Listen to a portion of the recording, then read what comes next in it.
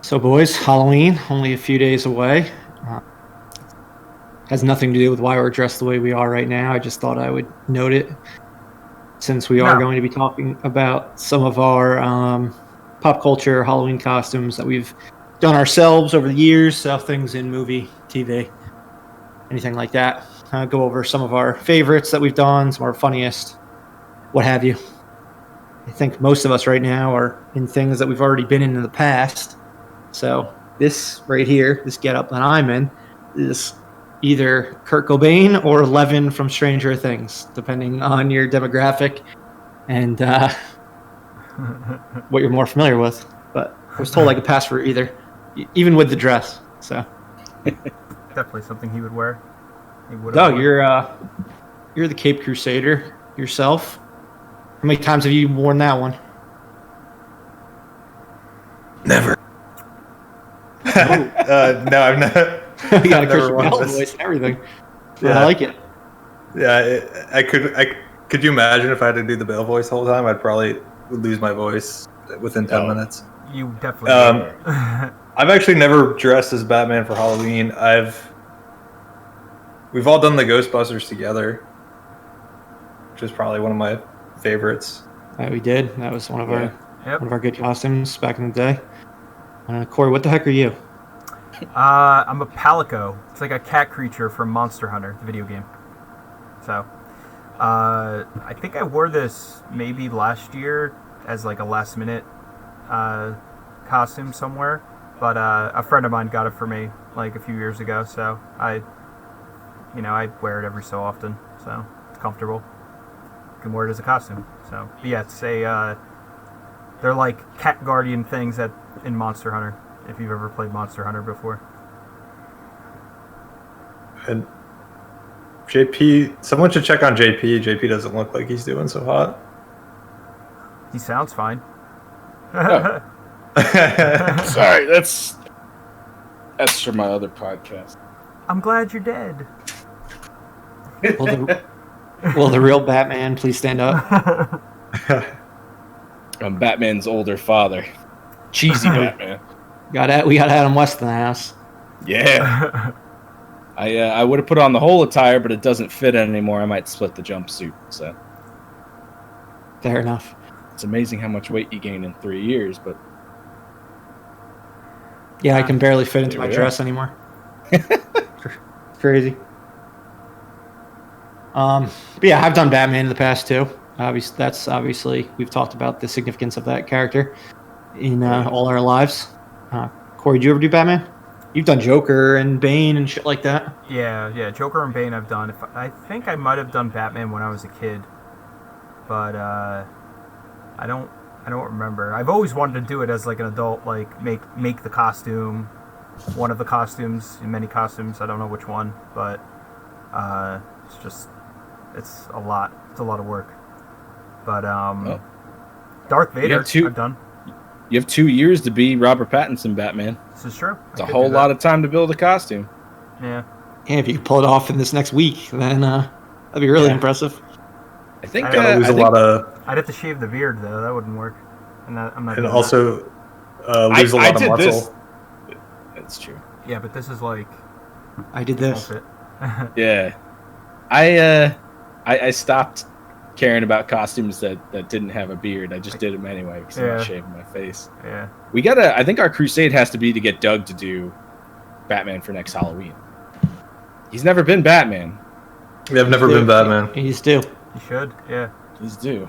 Yeah, I shaved my face a couple years back when a bunch of us did the 3 leads from Jaws, and then one of the girlfriends was a shark, was Bruce. But yeah, I shaved my face for that, and it was the first time in like 7 years I was like, who the fuck is this fat fuck? Like, I do not like this at all. Grow back immediately. And I had a wedding the following week too, and it still didn't grow back either. I was like, oh no. But I mean, you did win a prize at the annual Halloween party. So one best crew costume. So got a sacrifice for that. It all worked out. Nice. But, what were you gonna say, Doug? I was gonna say I was one year, like we were just talking about it last week. I was Dexter, Morgan from the TV show Dexter, back when that show was still good. So you can do it again next year. Oh yeah. Yeah, so it's back now. I mean, it's really a pretty easy costume, right? You're just wearing like your kill clothes and we used to joke that you had the personality of Dexter Morgan, so yeah, it fit in there you go. perfectly. We meant that with love. Yeah. Yeah. What a loving thing to say. You have the personality of a serial killer. Hey, he was a cool character. Didn't do the coolest of things, but Yeah, I'll have to start bringing donuts into work. there you go. Team would love you. Yeah. But One what of were my some of favorites. the some of your favorites? Some of your most One of my favorites I ever did. I did 2 years ago. I was I was talking to Doug before this and Corey before this. I think every single costume I've done, bless you. Oh, sorry, I tried to press mute, but I pressed share my screen. It happens. I can't see with this thing. Man. You're blind. I think every single costume I've done for at least the last like 10 years has been movie or TV related. So I've done. We did Burt Macklin and Janet Snakehole with me and my wife the 1 year. Last year I was Bob Ross. Year before that we did Hocus Pocus, the 3 Sanderson sisters, Batman, and then the basketball costume that I bought back when we were in college in like 2009, and I never got to wear it because it snowed that year. And then the next year was some other horrible catastrophe, and I didn't get to wear it until last year. Like when we went out to the bar. Oh yeah, on Halloween night. I think it was Halloween. That was night long or the night overdue. before. Yeah, that was a good one. No one has any fucking idea what that costume is anymore, but you know, it's a good one. It's a nice costume. What about you, Doug? What are some of your faves? Those were my 2 big ones. I mean, I was just like, I remember being pissed off when I was a kid because I had to be the Blue Ranger in Power Rangers. Who did you That was want like to be? the only costume available because no one wanted it.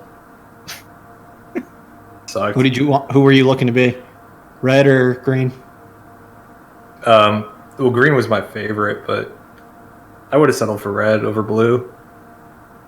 Yeah, I was a Red Ranger guy, but Yeah, I was didn't do it a for Halloween. Black Ranger guy, dude. He had the axe. The helmet was badass. Dude, that was a good costume. Yeah, that was the Mastodon, right? Yeah, messed up. Hell yeah, dude. He had that big Yeah. battle axe. That was his weapon. Yeah, that was Guy pretty took care of was cool. business. But he didn't play like the flute or whatever, like the green Oh / my- white ranger. Yeah, I had that. begged He was my the White parents for Ranger. that. the Dragon Dagger, Oh. right? Something like that. Dude. I Yeah, begged I mean, my it was parents just for like- that. I remember seeing like how it was made, and they were just like, yeah, we had this footage of a green ranger and a white ranger, and we just kind of were like, what if it's the same person? Just to kind of like work around it. Wait, so they changed it from the Japanese one to American? It's not the same person in the Japanese to American one. Wow. Mhm.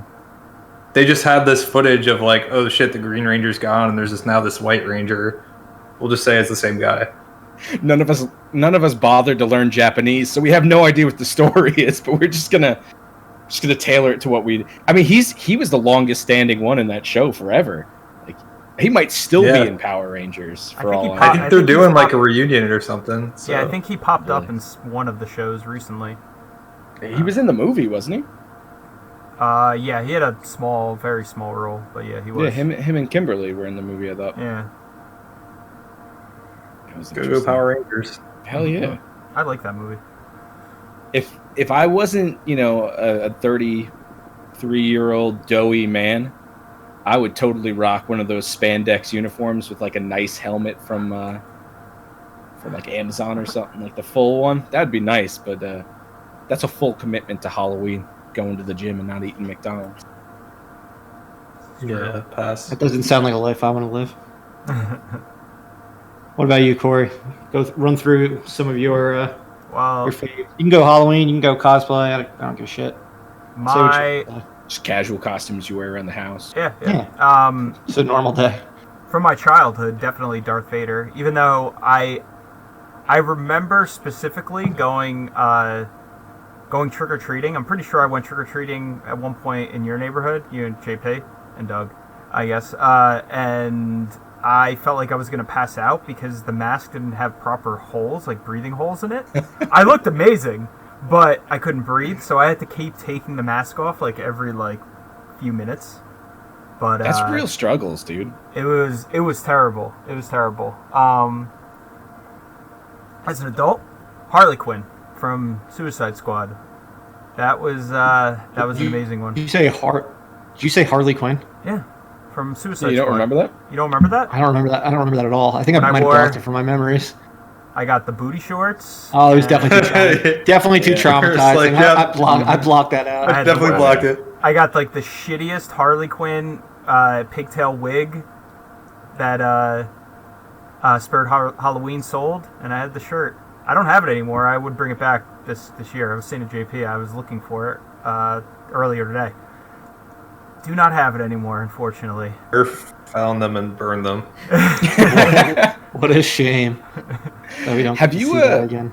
Have you ever spray painted yourself white and been Kratos? I want to, but I need to I'm actually find- shocked you've never done that. Yeah, he's your fucking homie. It's especially now. Like I want to do it, but the problem is that I need at least 2 people to paint me. So You just get a good can of spray paint, man. You'll be good. no, I want to do it right. If I did it, Have your girlfriend and one of your friends do it. One of her friends. Girlfriend and your mom paint you. Yeah, that would be weird. I yeah, But only if you make it weird. Only if you make It's it weird. only if you make it weird. It's definitely a goal costume, but at some point I'll do it. Bane was also another adult favorite. Because I bought like the legit mask. I don't know if you guys remember that, like a replica type. Oh, yes, we do. And that was awesome. I liked how that came That out. was the Dark Knight Rises year. Yeah, Yeah. In 2012. friend of mine Did you? made a vest out of. She made it out of like paracord and like just like all kinds of backpacks and stuff, and it came out really nice. Again, it's somewhere in my storage. I have no idea where it is, but that was fun. Yeah. Did you Doug, do the what were you Bane gonna say? voice? I was Oh, asking if you did the Bane voice. Absolutely. You gotta do the Bane voice if you're wearing the Bane. Yeah, I walked around all the time doing that. It's the only way Just to like be movie accurate. with your There- hand. There actually was. I never bought it, but I wanted to. There was someone at the time, when the movie was just coming out. Someone sold a little voice changer that fit in the mask.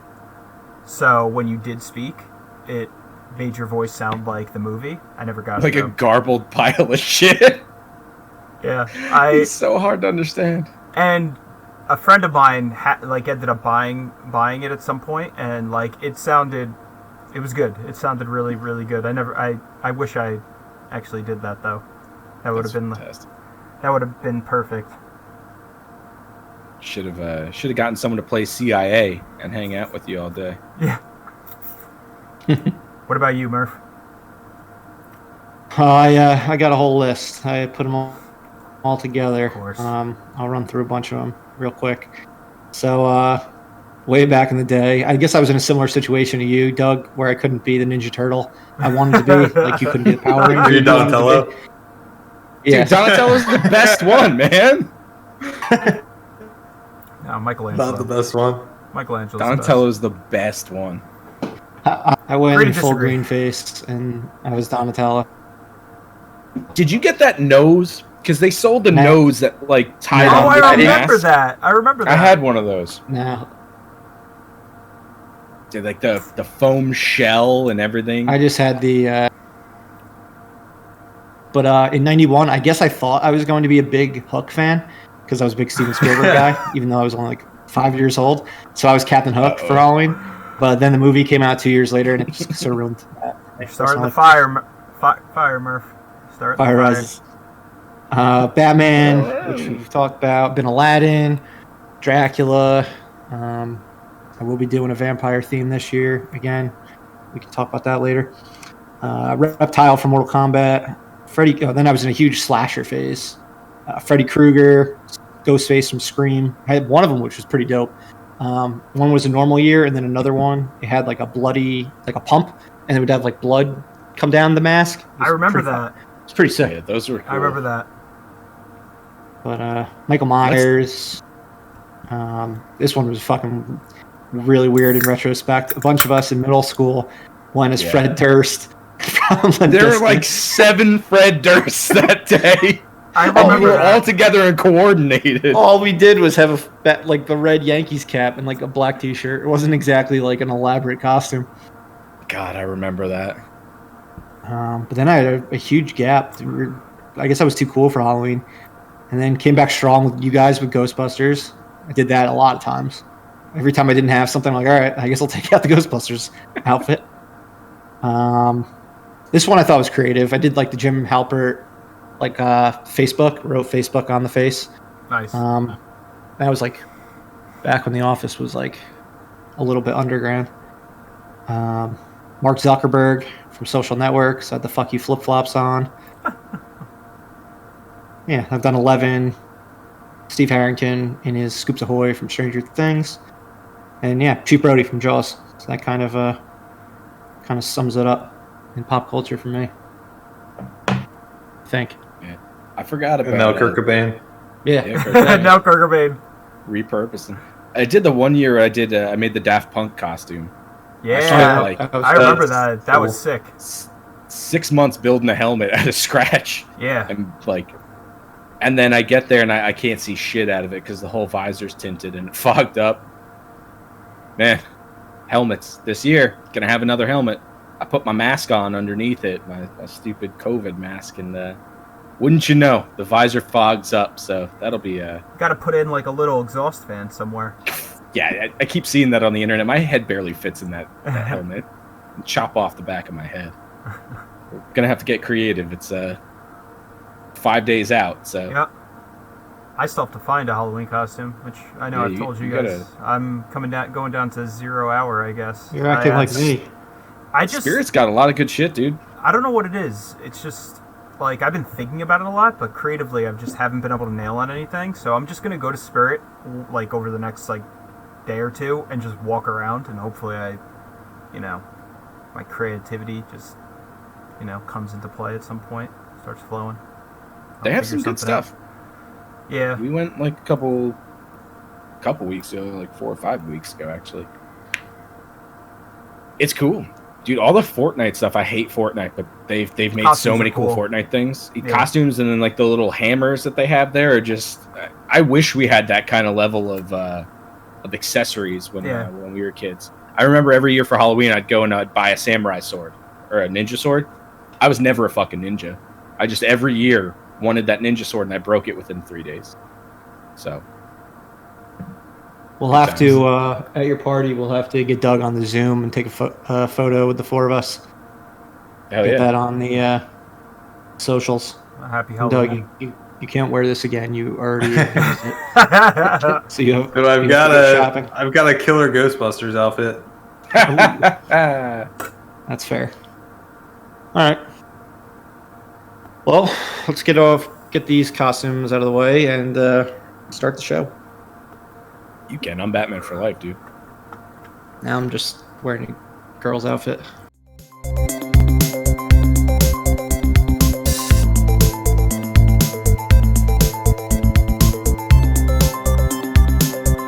Welcome to Live, Breathe Film. You're here for our milestone 20th episode with Corey, Doug, JP, and Murph. Thanks as always for joining us.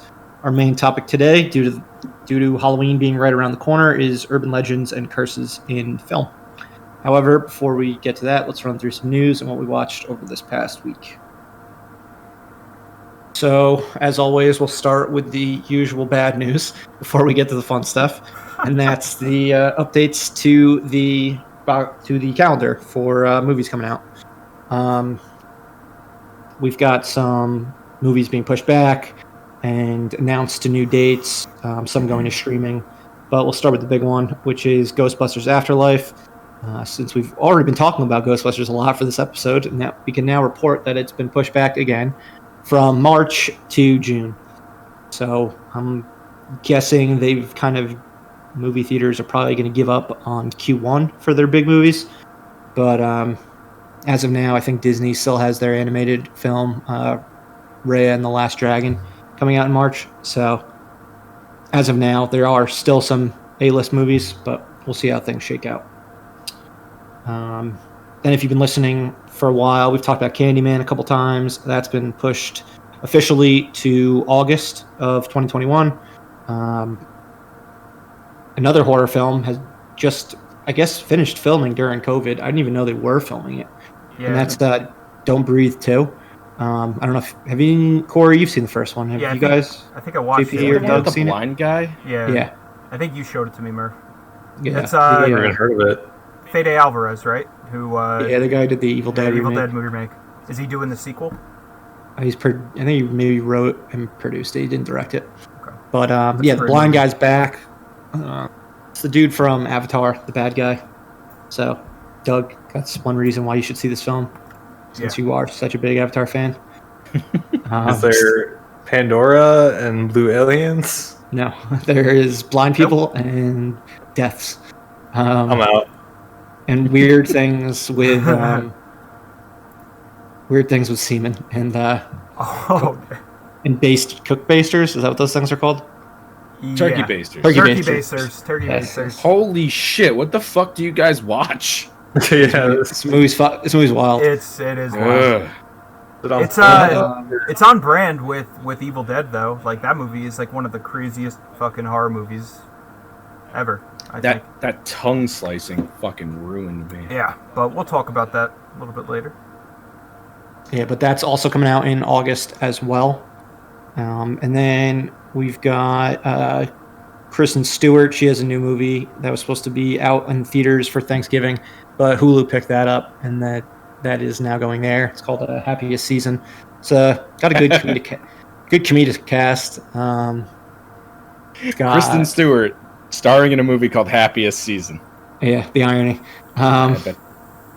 But it's got Alison Brie, Aubrey Plaza, Dan Levy, Mackenzie Davis. It's got a solid cast.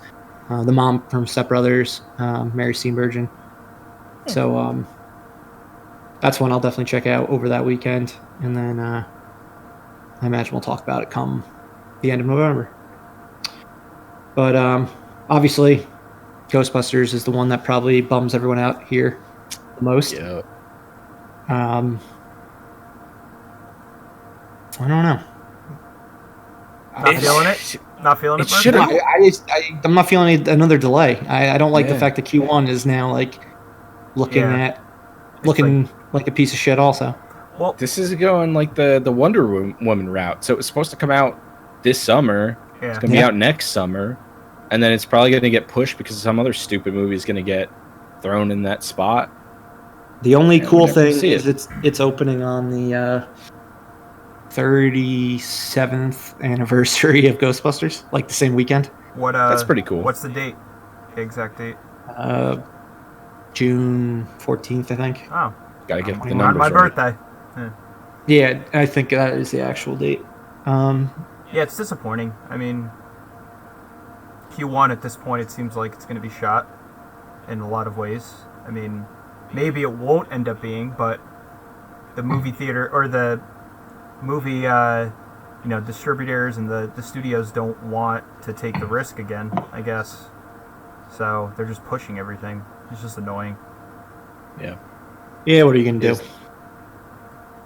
Candyman, I'm surprised that I thought that last delay was the final one, and then it was going to end up coming to one of the streaming services or digital. Yeah, they went, I think that movie had a 14-month delay. Yeah. I think it was originally supposed to come out in June of this year. And then it got pushed back to August, then October, and then next August. It makes me think about like how, because obviously the studio is really confident in the movie to keep pushing it like that. So the movie must be awesome. Just thinks that we. Yeah, I mean, he got the director to take over Captain Marvel too. So yeah, must be good. But then you guys saw about No Time to Die, the rumor about that potentially going streaming instead of theaters in April. Doug, you have a bone to pick if that comes to fruition.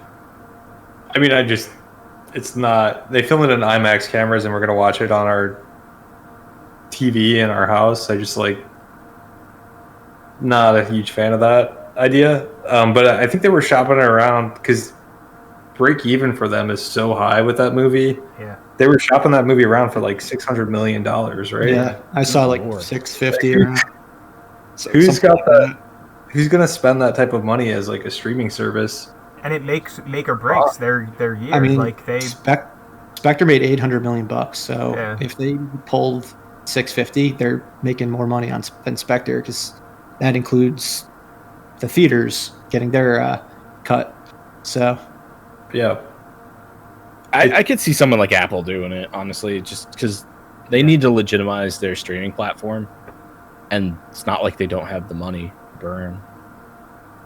and they haven't You know. they haven't purchased like a really big movie or show at this point. I don't know, at least nothing that I think that is like humongous. So I could see I could see them doing They that. haven't made waves yet, other than like new movies that'll be coming out in the feet, like Yeah. that they've been involved with from day one, like Leo and Marty's new movie. Hmm. But I this think the biggest Apple one they TV acquired so far was that Tom Hanks World War II movie. Yeah, Greyhound. Yeah. Yeah. Is that supposed to be any good? I think it's supposed to be okay. I haven't watched it. I Yeah. just got Apple TV Plus, so I'll probably watch it Yeah. within the next month. Let me know.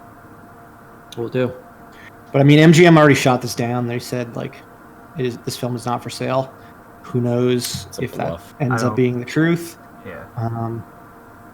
I am kind of leaning with Doug. Like, would prefer to see it in theaters, even though I do believe that no matter if Netflix got it or Apple bought it, I think it would still have a limited theatrical run or like a concurrent theatrical run in independent theaters.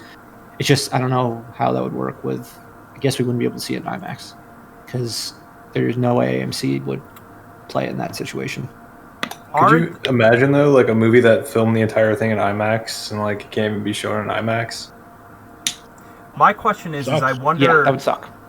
I wonder if, because this movie, like you said, was shot in IMAX, aren't those contracts probably, just sealed, for release schedules in IMAX theaters like a long time ago? They have to contractually release it in IMAX theaters? I don't know. There's probably an out Doug, clause in it or something. as like our that. resident yeah. lawyer, tell us, how does this work? Yeah, I mean it's a I feel like they contract, must, so right? it depends what the contract says. There's probably an out for pandemics. Or if there Tax isn't, God or there is one something. now. Yeah. But I think the bigger issue is going to be Bond does from what I was reading, Bond does a ton of marketing joint deals. Mm-hmm. Which So they have all. It's not just movie theaters that they're like. Yeah, it's not just movie theaters that they have contracts with to release this movie. You're talking like cars, watches, like all the different things that tie into this movie. Heineken usually does a deal with them. Yeah, so they've got all these deals out there, and so you're gonna have to get everybody on board with like, you're still gonna pay us money to market your product for Bond, but it's gonna be a Netflix movie now or Apple Plus. And they're going to want to cut whoever, the streaming platform that takes it. I'm sure they're going to want to cut too. Well, I think that's where like the 600 million or whatever it is. You buy it, that's and then whatever all you in. get in subs. But is yours. I think from what I was reading, that movie's MGM's already lost like I'm sure millions of dollars on the marketing that they already did for the movie. I think they're they're gonna have to do it again. This will be their third time having to start up the marketing campaign. Yeah, it's crazy. I feel for them because I think we've all talked about it. This is like, and this movie is MGM. Yeah. And so it's like, if they can't make money on this movie, that's probably it for MGM, right? They gotta pack it up. We think so. So yeah, hopefully that's not the case because they've been around forever. And then Bond will get sold to Disney, and then he'll be part of the MCU. Fuck Jeez. that. That's where I draw the line. Wait, you don't want to see Bond shoot Thanos in the head and just be like, it was that easy this whole time? Oh God, no. speaking of franchises that have run for a very long time, Justin Lin of Fast and Furious fame is going to be returning, assuming negotiations pan out, for, again, please, I've probably said this fucking so many times over the years, the Fast 10 and 11, the final 2 chapters in the series, because every time they put out like 1 or 2 movies, they're like, all right, well, we have another trilogy and then we're done. But yeah, they claim that after F9 comes out in May, that there will be 2 more to wrap up the series. Excluding your seatbelts or excluding your spin-offs. So, what do you think? What craziness are they going to get up to with 2 more movies? If apparently they're going to space in this one. I was going to say, they're definitely going to space. And they have hidden evil brothers that they have yet to reveal throughout their entire... And they're bringing back characters from the dead in F9. Yeah. So, reset the whole thing. Go back to your roots. Fast 10 your seatbelts is all about street racing and stealing DVD players. What about time travel? Movie fucking bombs. I was just thinking about that, Corey. What about just time like an travel? Endgame where they go back to the first. They go back to when The Rock and Vin Diesel out. They completely copy what the Russo brothers did in Infinity War and Endgame. They just do it. It's a time heist movie. Dude, you might as well just give him fucking superpowers and like the next one. Just accept the fact that Dominic Toretto has superhuman strength. And Toretto stomped a parking garage to the ground. He already has superpowers. He embedded a wrench into the ground. Didn't the fight... They already have superpowers. The fight with... I don't remember which movie it was, but the fight where him and The Rock, like, were fighting on the rooftops and, like, they were, like, taking down pillars and buildings and stuff. It was Jason Statham. Jason Statham. And then fucking Dominic Toretto says the street always wins. And he stomps on the roof of the parking garage, and the whole parking garage collapses. Well, The Rock did something pretty crazy in that finale, too. I mean, first he breaks off his cast just by flexing. Doesn't he shoulder check like a concrete pillar and destroy it? That's what, or he like throws a car or something. I don't know what he does. Oh, yeah. No, he rips the machine gun off of the drone and then uses it to do things. Now I kind of want to watch those. I haven't seen the last. They're so ridiculous. They're going to bring Gal Gadot back. Like, yeah, they have to. There's no way they're not going to bring her back. She had airbags this whole time, and as soon as she fell out of the plane, went, and then she survived. Comes back in Fast and Furious. And they'll bring Paul Walker back again, and he'll star in an entire movie, even though he's actually dead. Is there like if there was one thing that they can do with these final 2 movies, what would you want it to be? Bring Leon back. You fucking cowards. Leon or nothing. For me, it would be getting like all the villains from the past movies that are still alive to like team up together, and then it's like family versus just the supervillain team. I would love to see them bring back Johnny Tran from the first one. Well, that would make me so happy. Yeah. You got to bring back everyone. You got to bring Carter Verone's going to get out of jail. He's getting out of jail, but he has no idea who the fuck Dominic Toretto is, but he'll know. He'll know. Then who else? And then Markham. Bring Markham back to just help them out, because they already brought Bilkins back from the FBI, so you got to bring back Markham. So what'll happen is Tyrese will find like a glove that when he puts it on, it activates time travel, and then he'll just get the power glove. Yeah, brings all of the villains back. It's only a matter of time before Ludacris hacks the power glove. And God knows what he does with it. So you really got to watch these movies. You really do. No, it's up to like 5 at least. You're trying to form like a Sinister Six. Yes. Of Fast and Furious. They have enough, man. I think I've only seen the first. They did a good job of not killing their villains. They did.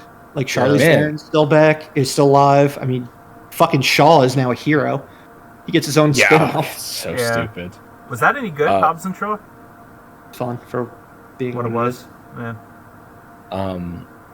Yeah, I want, like, I know this movie sort of does a little bit of it, but I want Boswell back as the 47-year-old, 16-year-old. I heard Twinkie's back. Oh, that makes me so happy. He was so good in Tokyo Drift. as much as everyone likes to hate on Bow Wow, and I'm all about it, he was legitimately a fun part of that movie. Got to bring back Bow Wow and Ja Rule. Oh, dude. Ja Rule. Ja Rule passed on Too Fast, Too Furious. Oh! Was he supposed to be the Tyrese character? I think he was supposed to be either Luda or Tyrese. I'm so glad they brought Luda in, though. Luda was so good. Yeah, great addition. But man, Ja Rule coming back would be great, and then you got to bring Leon back. He's the only original family member who hasn't made an appearance since. He said, the actor has said that he won't come back unless they bring it back to like just being a racing movie. So basically, he does not want to do a Fast and Furious movie. No, he doesn't. I'm sure he's done acting. Bring Jesse back from the grave. Well, they have to bring him back from the dead too. Yeah, bring him back from the dead. Oh, you had told me fucking. Man, they already brought back Race Wars. If you had told me in 8th grade that this would be like the biggest franchise in the next 20 years, I would not have believed you. No. It's just so absurd. As absolute shit as the last one was, I'm still excited for the next one. I'm happy to see Han back. And then I guess they really do have a plan for 10 and 11, since it's a finite ending. But there's no way these just stop at 11. Unless 11 makes like 15 cents at the box office, there's going to be a 12. By the time 10 comes out, they're going to announce another 2 more. Probably. They're going to say Chapter 11 is the start of a new trilogy. What they're going to do is they're going to bring in the, what's that stupid other Vin Diesel franchise that these movies, like, fund? His Pitch Black series. Oh, Pitch Black's good. It did for a while. That was a good. Yeah. So they'll bring him in, and there'll be 2 Vin Diesels. One of them is the alien Vin Diesel, and one of them is Dominic Toretto, and they're long-lost brothers from different planets. Bring back Triple H, and then they'll merge to Triple H. There you go. Into the Dieselverse. Where was Triple H in? What the world wants and needs right now. Yeah. Oh, by the way, did you see he's like a singer now? Vin Diesel? Triple H? Oh, Vin Diesel, yes. Yeah, I heard about that. Yes. I haven't listened to it, though. I heard it's ridiculous. What I heard was not good. Nope, did not. But more props to Vin Diesel for just living his dreams. Yeah, I mean, if you were independently wealthy for like 73 lifetimes, should all take a stab at being a singer. Why not? But yeah, somebody else returning to their series is Jared Leto, returning to Zack Snyder's Justice League as the Joker, along with Joe Manganiello. I don't know how do you pronounce his name. Manganiello, yeah. Joe Manganiello as Deathstroke, who had like 1 minute at most appearance so far. Yeah, very little. He was the tease, which I think he's going to make a fantastic Deathstroke. He looks awesome as shit. What did he tease us in? The end of Batman vs Superman? No, it was Justice League, I think. Wasn't it? It was a post-credit scene, right? It was. It was Batman vs Superman. Yeah, no, you're right. Yeah. He goes to Lex's yacht. Yeah, that sounds right. Yeah, no, definitely it's not Justice League, I don't think. I think it was Batman vs Superman. No, because Doug, proofread. Lex is fact-checked. Lex is in jail at the end of BVS. No, maybe, it's one of those maybe movies. It was Suicide Squad. It wasn't Suicide Squad. Suicide Squad doesn't get an after-credit scene. I want to say it was Batman vs Superman.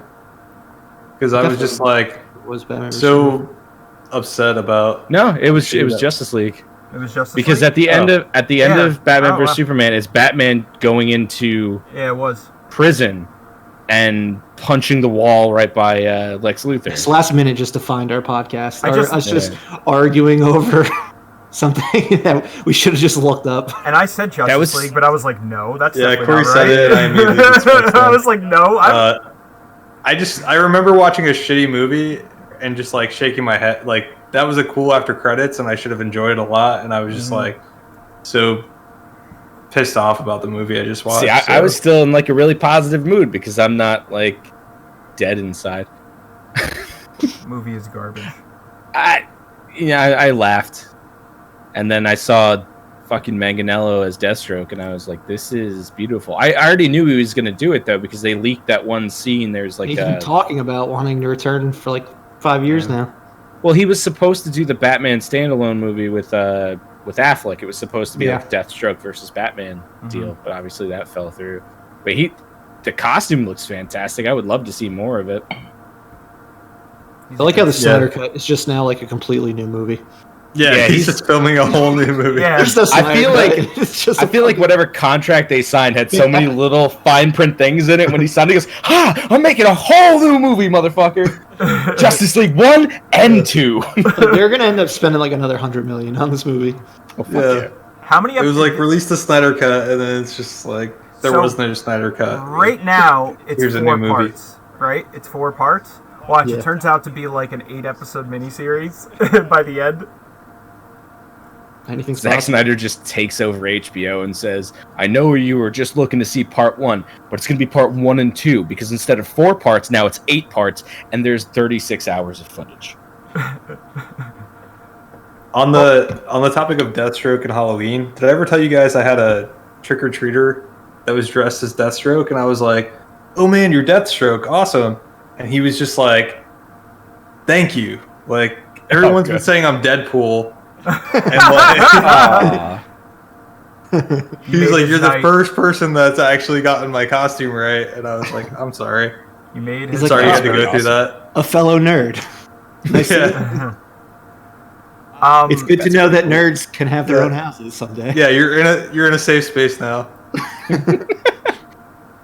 The one thing I want before we move on, I wanted to say one thing with Jared Leto. Like, I know no one is asking for Jared Leto as the Joker again, but I am like low-key interested to see what he does this time, because I could see him coming back and trying to do like something like somewhat different, like obviously the same character, but just try to like change people's minds, I guess, make waves.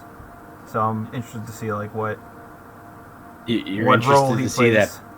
that big hunka. Is that a thing? Yeah, he did that in the he fucking does. Suicide Squad. Yeah. He was like Jim Carrey meets the fucking Joker. Right? Dude, It was everyone's so getting bad. their second chance.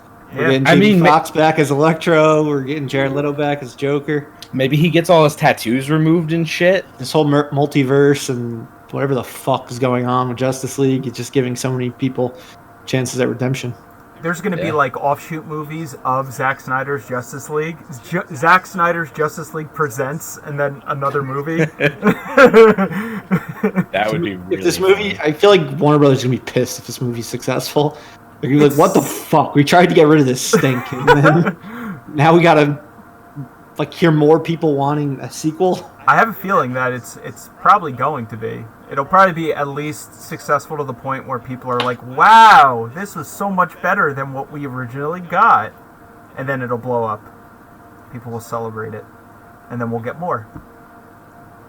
You could also see it being like Yeah, ranking number 1 on HBO for a week, and then Yeah. it becomes irrelevant to the mainstream, Yeah. I think which that's is probably what's gonna happen. which is what happens with most streaming movies.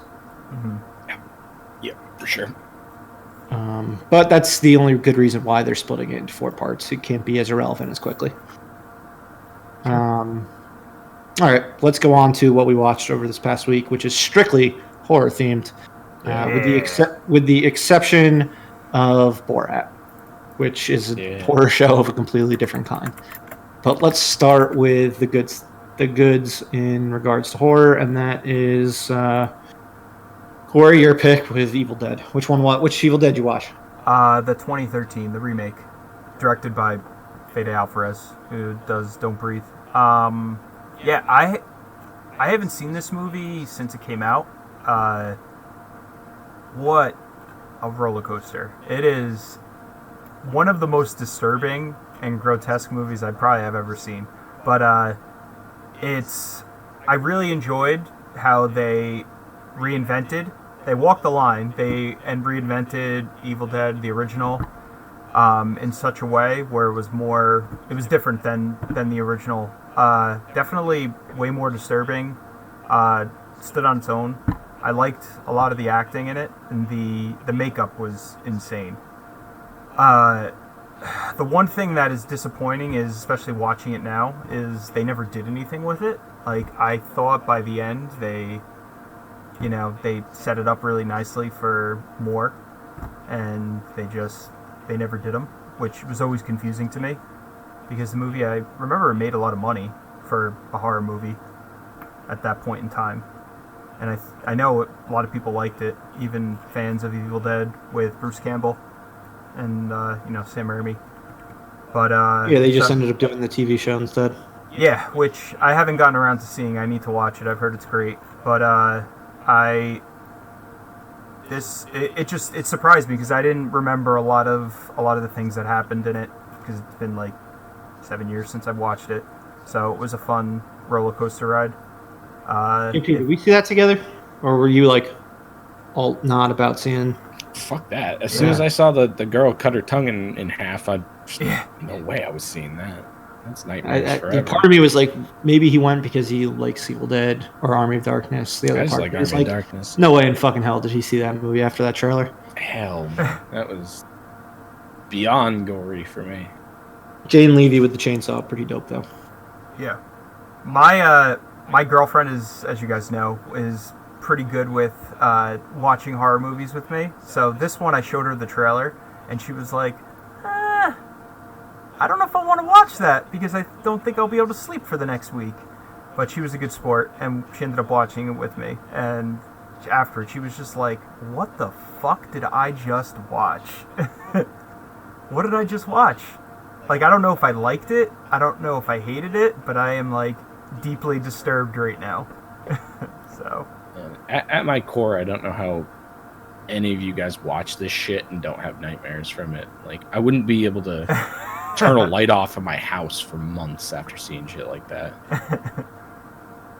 I mean, I'm not worried about like demons and things like that. Maybe if it was more like something like The Strangers, where it's a little bit more realistic. But just seeing people get like dismembered and shit, like, that doesn't stick with you. I'm desensitized. Consume too much content, so like things go in and out. And you watched a lot of horror movies this past week, KP, so it's interesting here. I did, but I watched like the Scooty Puff Jr. horror movies. Like fucking like people begging for their lives and shit. Like I can't handle that. But those like the little Powerpuff type of ones that you like, I like that you Scooty watched. Puff I'm kind of more like towards that nowadays. Yeah, like when the blood is clearly fake. The walls with my horror. Yeah. But before we get to yours, Doug, you entered the Conjuring universe finally. Yes. Yeah. Tell us about it. $1.99 on Amazon. You too can watch The Conjuring.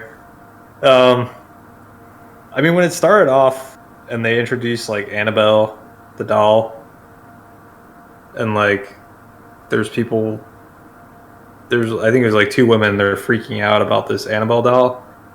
I was like about to text you guys and be like, "Is this like a parody? Like, is this is serious?" Yeah, they're nursing students that. Yeah, it was just like, and they showed the doll, and I was like, "This isn't scary at all." You accidentally rented Haunted House. So that part didn't really do anything. You rented Scary Movie 4. Then they get to the creepy house, and there is no doll. She's tucked away, and it definitely got better. It starts off like kind of like Poltergeist, where they're just like, oh, there's like these things that they touch us, and they seemed like kind of playful. They weren't like too bad, and then that like escalates quickly into them being pretty terrible. Thought it was interesting that the family plays a game where they're blindfolded and clap. I don't know. You could pick like a creepier game to play, like the scary house with this like newly revealed basement. But they had a hidden basement that was newly revealed. Yeah, this hidden basement that they find at their new house. Fuck that! Well, in the instant. Yeah. It's got Peter Gibbons as the dad. For real? Yeah, he's the dad. Yeah. And then it like. The movie morphs. I think I described it to you guys as like a greatest hits, and it kind of felt like a lot of it felt like a greatest hits, where it was like, all right, like Poltergeist, then it like gets really bad. All of a sudden, there's like this woman's possessed, and it's like The Exorcist. She's like flipping around, and it's like very clearly like a homage to The Exorcist. And then her trying to kill the child felt a little bit like Amityville. Yeah. I don't know. It was. I enjoyed it. I thought it had a lot of scares, like a more so than you typically see in a horror They're movie. not like cheap scares either. No, and there's a lot of them in there. Yeah. Like the thing I noticed the most was I was like, a lot of times it feels like a very gradual build, kind of like a roller coaster, and then you come down. And this felt like it like built up very like things escalate quick, where it's like, all right, cool, like they're gonna play with the chair, and the chair is gonna move, and it's gonna be poltergeist. And then it was like, nope, it's not. They're terrible. They're like fucking. They're horrible. They're like going after this family, and I loved one of the things I thought they did really well, which was awesome from like a story perspective, was they were like, the family was like, well, we're just gonna leave the house. Like the house is haunted. Like we're just gonna get out of here. It's like, what you gotta do. It's like, yeah, of course you're gonna leave the house. Anyone would like with a sane mind, as soon as like crazy shit starts happening, would be like, burn the fucking house. I don't care what I have to do, like how much money I've got invested in this. Like it's not worth it. And they were like, yeah, you can burn the house, but the Exorcist people were like, yeah, you can burn the house, but like it's still gonna follow you. Like it's attached to you now, and like no matter where you go, it's with you. And so it was like, oh well, that explains that. Like that's a little creepier if it could follow you out of the house. But yeah, I enjoyed it. It's not. I wouldn't say it's like top tier for me. I'd say maybe more closer to like mid tier. At least that movie. Felt like the camera stuff was cool.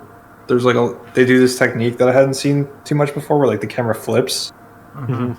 It's kind of fun. It's like it's James Wan, right? Yeah. So he likes to do like creative stuff with the camera. Yeah, it was pretty good. I'll probably like check out the others just out of curiosity at this point. I can't see Annabelle being scary, but maybe I'm wrong. Creation, I think, is the scariest of the three.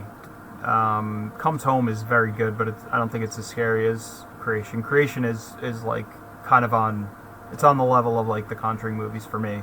I was like definitely anxious in that movie, just like Can Conjuring. they make like, I don't know, it felt goofy to me that this, when they were like, oh shit, the doll like moved over here now. Yeah, and it's explained in a. They do a better job of showing other stuff being the scary thing. The Annabelle movies. It's explained in such a way and shown in such a way that it doesn't seem like hokey. Like it's pretty terrifying. But So you'll have to watch it. fucking Annabelle doll out the window or throw it out the window. Oh, you can kick that thing so far. Yeah, they go into it. But I think the second Conjuring movie you'll like more than the first. Yeah, I mean, they did a good job of like the house that they picked was like a nice creepy house. Yeah, I was entertained for sure. And I think I'll definitely watch the others. Well, report back to us when you do. Will do. And JP, you went to some fun horror movies. Yeah. You finally caught up with the Happy Death Days. I did, yeah. They were pretty damn enjoyable. The plot lines are a little loose. I still didn't really understand the motive of like the murderer and the roommate and everything. It just seemed very like flimsy, but you know, it made up for it with having a funny Groundhog's Day type scenario. And watching these two movies, I really felt that, you know, death is just sort of off the table. Death doesn't mean shit, which is kind of fun when you're watching a movie and you're like, okay, she's gonna die and it's gonna be hilarious. And then every so often she'll be like, oh, my stomach hurts, and they'll be like, you seem like you've been dead like 18 times. She's like, and then 3 more days pass by and she doesn't have that stomach pain anymore. And it's sort of like the stomach pain comes out when you're like, okay, this is the halfway part of the movie where she suddenly starts to figure things out. We need to make things a little bit more serious. Yeah. So your tummy hurts. And then she never really seemed like she was in danger of just dying for good, but that's fine. I didn't really care about that. I like, you know, replaying the day and her figuring stuff out and going from being like the most garbage can human being to being like a serviceable person. Because she's Yeah. not a saint. She's still kind of a garbage can, but she's a better person now. And I thought she was really funny. I think she's a great actress in these movies. Kind of the whole cast was good for being no-name people that I've never seen in a movie before. Yeah. The deaths were funny. The second one goes completely off the fucking rails. Yeah, I was gonna say, which one did you enjoy more? The first one for sure, like 100%. Yeah, the first one's Yeah. the better one. Yeah, the second one's it's goofy. It's more of It's just it's out not there. even really a horror movie at this point because there's very little killing in it. Felt like, It's And- more of a sci-fi movie. felt like a Yeah. teen movie, like a teen, Yeah, you know, coming of age. yeah. It's like My Science Experiment, which Yeah. was a movie back in like the fucking 80s, Uh. and the killer didn't even fucking make sense when they revealed him. I was like, really? That's dumb. But funny, I guess. Yeah, they were very interesting movies. They were very much fun to watch. The intro with the Universal thing was, I think, my favorite part. The first Yeah, one, it was I really thought cool. I thought I was having like a stroke on the first one, and then I realized, because it keeps restarting. And then the second one started splitting. I Uh-huh. thought that was cool. Definitely sets the tone for what you're about to watch. Exactly. I thought the same thing. Yeah, They're- I definitely hope they do a third one.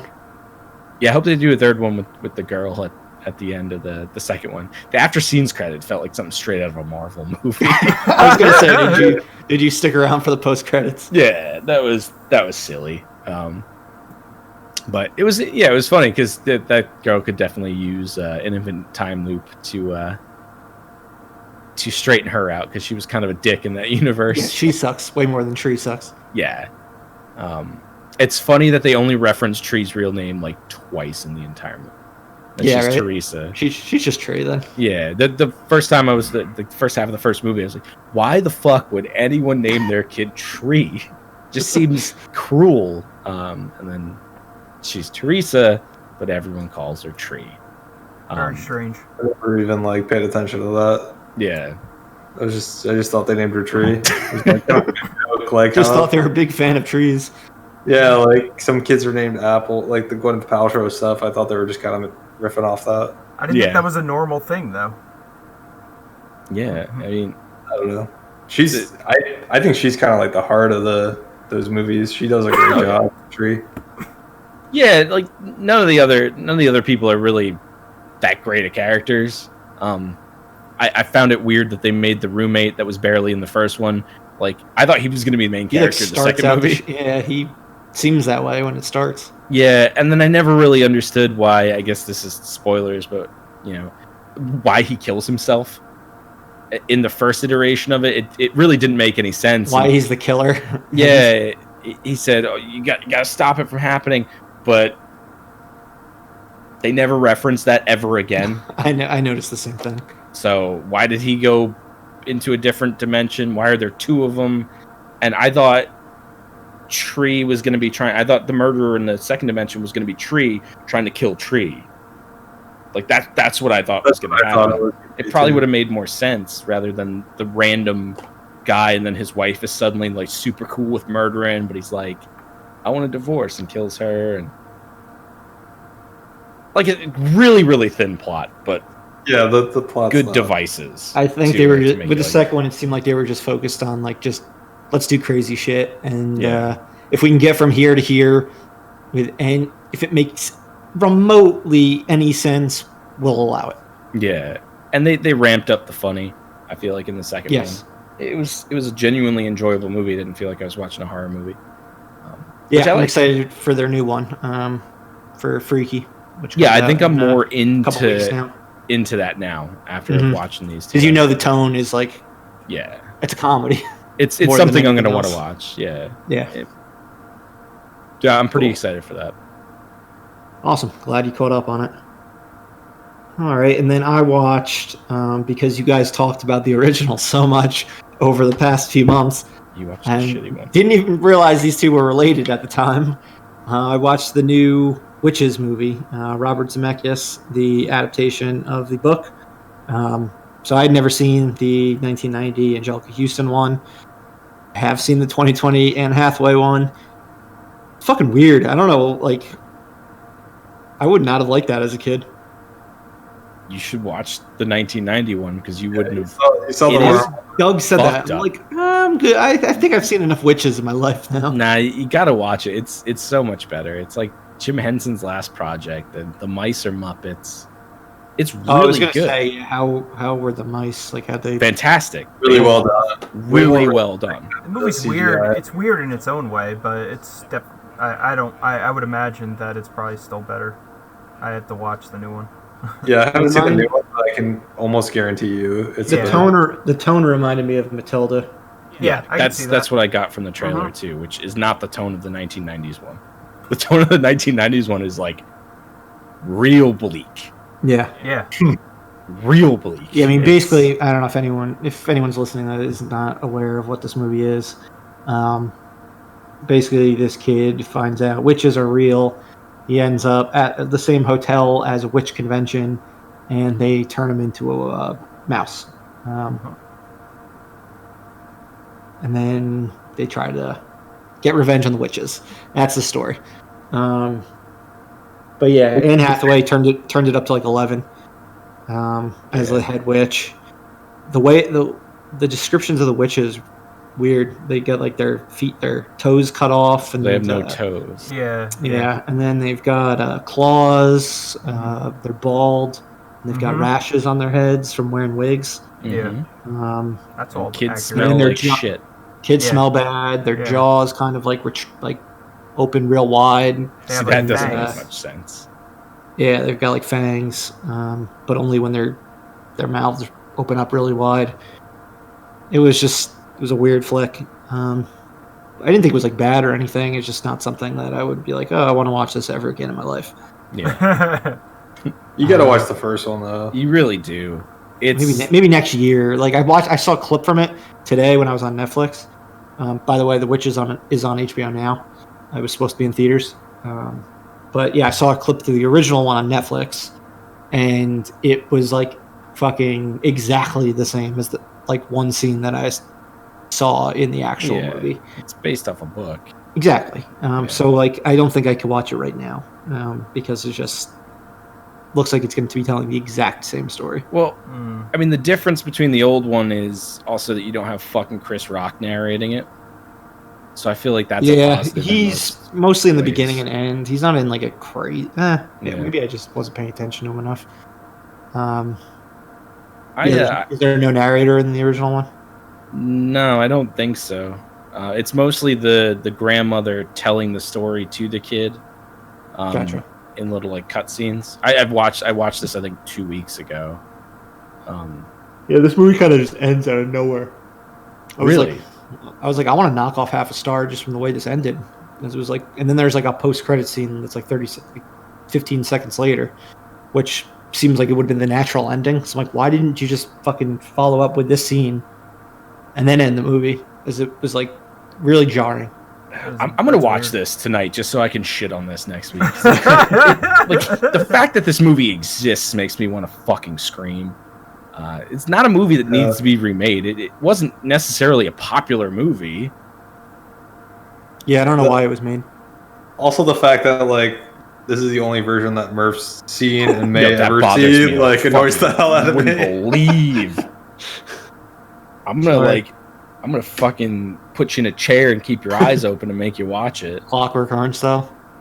Yeah, it's a fucked up movie. A little girl gets fucking put in a painting Oh, that doesn't happen in this one. and she dies. A lot of people Girls- get turned girls- into mice or Old in that painting. chickens. Like chickens.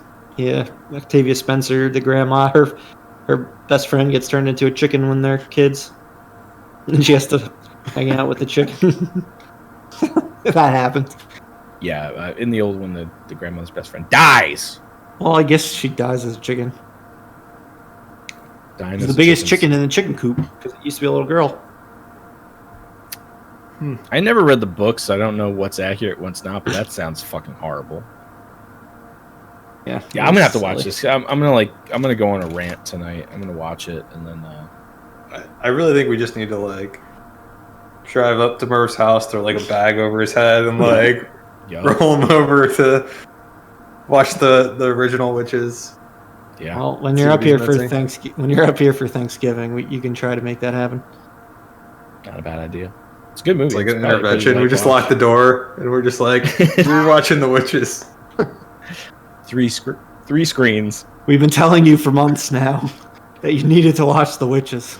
Yeah. It's a good No, movie. if we're gonna watch football, it's cool. Yeah. Instead of the Super Bowl, we'll put The Witches on. God. Can't look away. Yeah, you should watch that because you should watch that. I'll consider it. Just I watch concur. it. Just watch it. It's really good. Let's talk about the ones that we both watched, though. The first one has been a staggered watch for three of us that we are catching up on now, and that is The Babysitter Killer Queen on Netflix. It is the sequel to McGee's The Babysitter. It came out in 2017. This one came out in only September. But yeah, stars the exact same cast as the original. JP, I watched them both in a day. 2 weeks ago, you talked about The Babysitter. JP, what did you think about the first one that you just watched? And then It we'll was get to the good. second.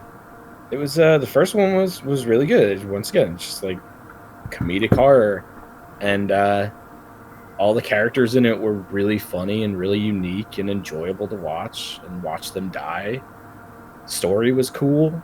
I think the plot was at least a little more solid than something like Happy Death Day in the way that things came around. I liked it. There was a little bit of lore to it because, she's a Satanist and she's got that book, and I really, really enjoyed it. So much so that I started the second one right afterwards and got into that as well, which was, it was a little bit less interesting than the first one. It's still good. Everyone you liked from the first one that died was all back. So. Yeah, that was really funny. I really liked that they did that, and I hadn't watched I thought I watched the trailer for the second one, but I watched the trailer for the first one. So I was really surprised when that happened. I was pretty happy for that because those characters are fucking hilarious. And I guess if we get into the second, we can get into the second one now. Yeah, get in the second one. I like the little flashbacks. They were really, really funny. Especially Robbie Amell's character, who just wants to kill people. He doesn't. His sole purpose. When he's sitting there at the McDonald's and he's not wearing a shirt, but he has a name tag on, I was dying. He's just so supportive of what's his face, Of the main guy. Yeah, he's like Colin or something like that. I read somewhere that that was Robbie Amell's Oh, really? decision to not wear the shirt. Oh, that's fucking hilarious. He was talking to McGee, and he was like, "I don't think this character should be wearing a shirt." It works. It's hilarious. It really does. You got a shirtless guy running after you, trying to kill you, but telling you to stand up for yourself and go beat the bully up. And he's like, "I'm not even mad, man. I'm not even mad. I'm proud of you." That was hilarious. The only thing I fucking hated in this movie, and there were two things I really disliked. The first thing I disliked was it made no sense that his friend was the bad guy in this one. It made no fucking sense. They're for story purposes, we're making her the bad guy. Yeah, and I get that. I hated that video game fight scene where the friend or whatever. That made no fuking sense in the context of this movie. It was trying to be Scott Pilgrim. Yeah. That's what I got. Yeah, it was trying to be Scott Pilgrim, but was not nearly as well executed. Yeah, they didn't even set up the basis for it being a world where you would do something like that. And I was just like, what the fuck are they doing? They just sort of threw things at the fucking board with the second one. We're like, most of them fuck it, let's do it. Yeah. Yeah. Everything with Ken Marino and the neighbor. That was hilarious. It's just ridiculous. Yeah, that was they went full on campy comedy, Good Times. Yeah, it was really funny. The video game thing, I was like, this is so fucking stupid. And I liked Samara Weaving coming back in the end of the second one, and kind of the explanation for how everything ended up the way it did in the second one. I thought it was pretty cool. Yeah, she was sort of the person behind the mirror or something like that. That was kind of controlling everything.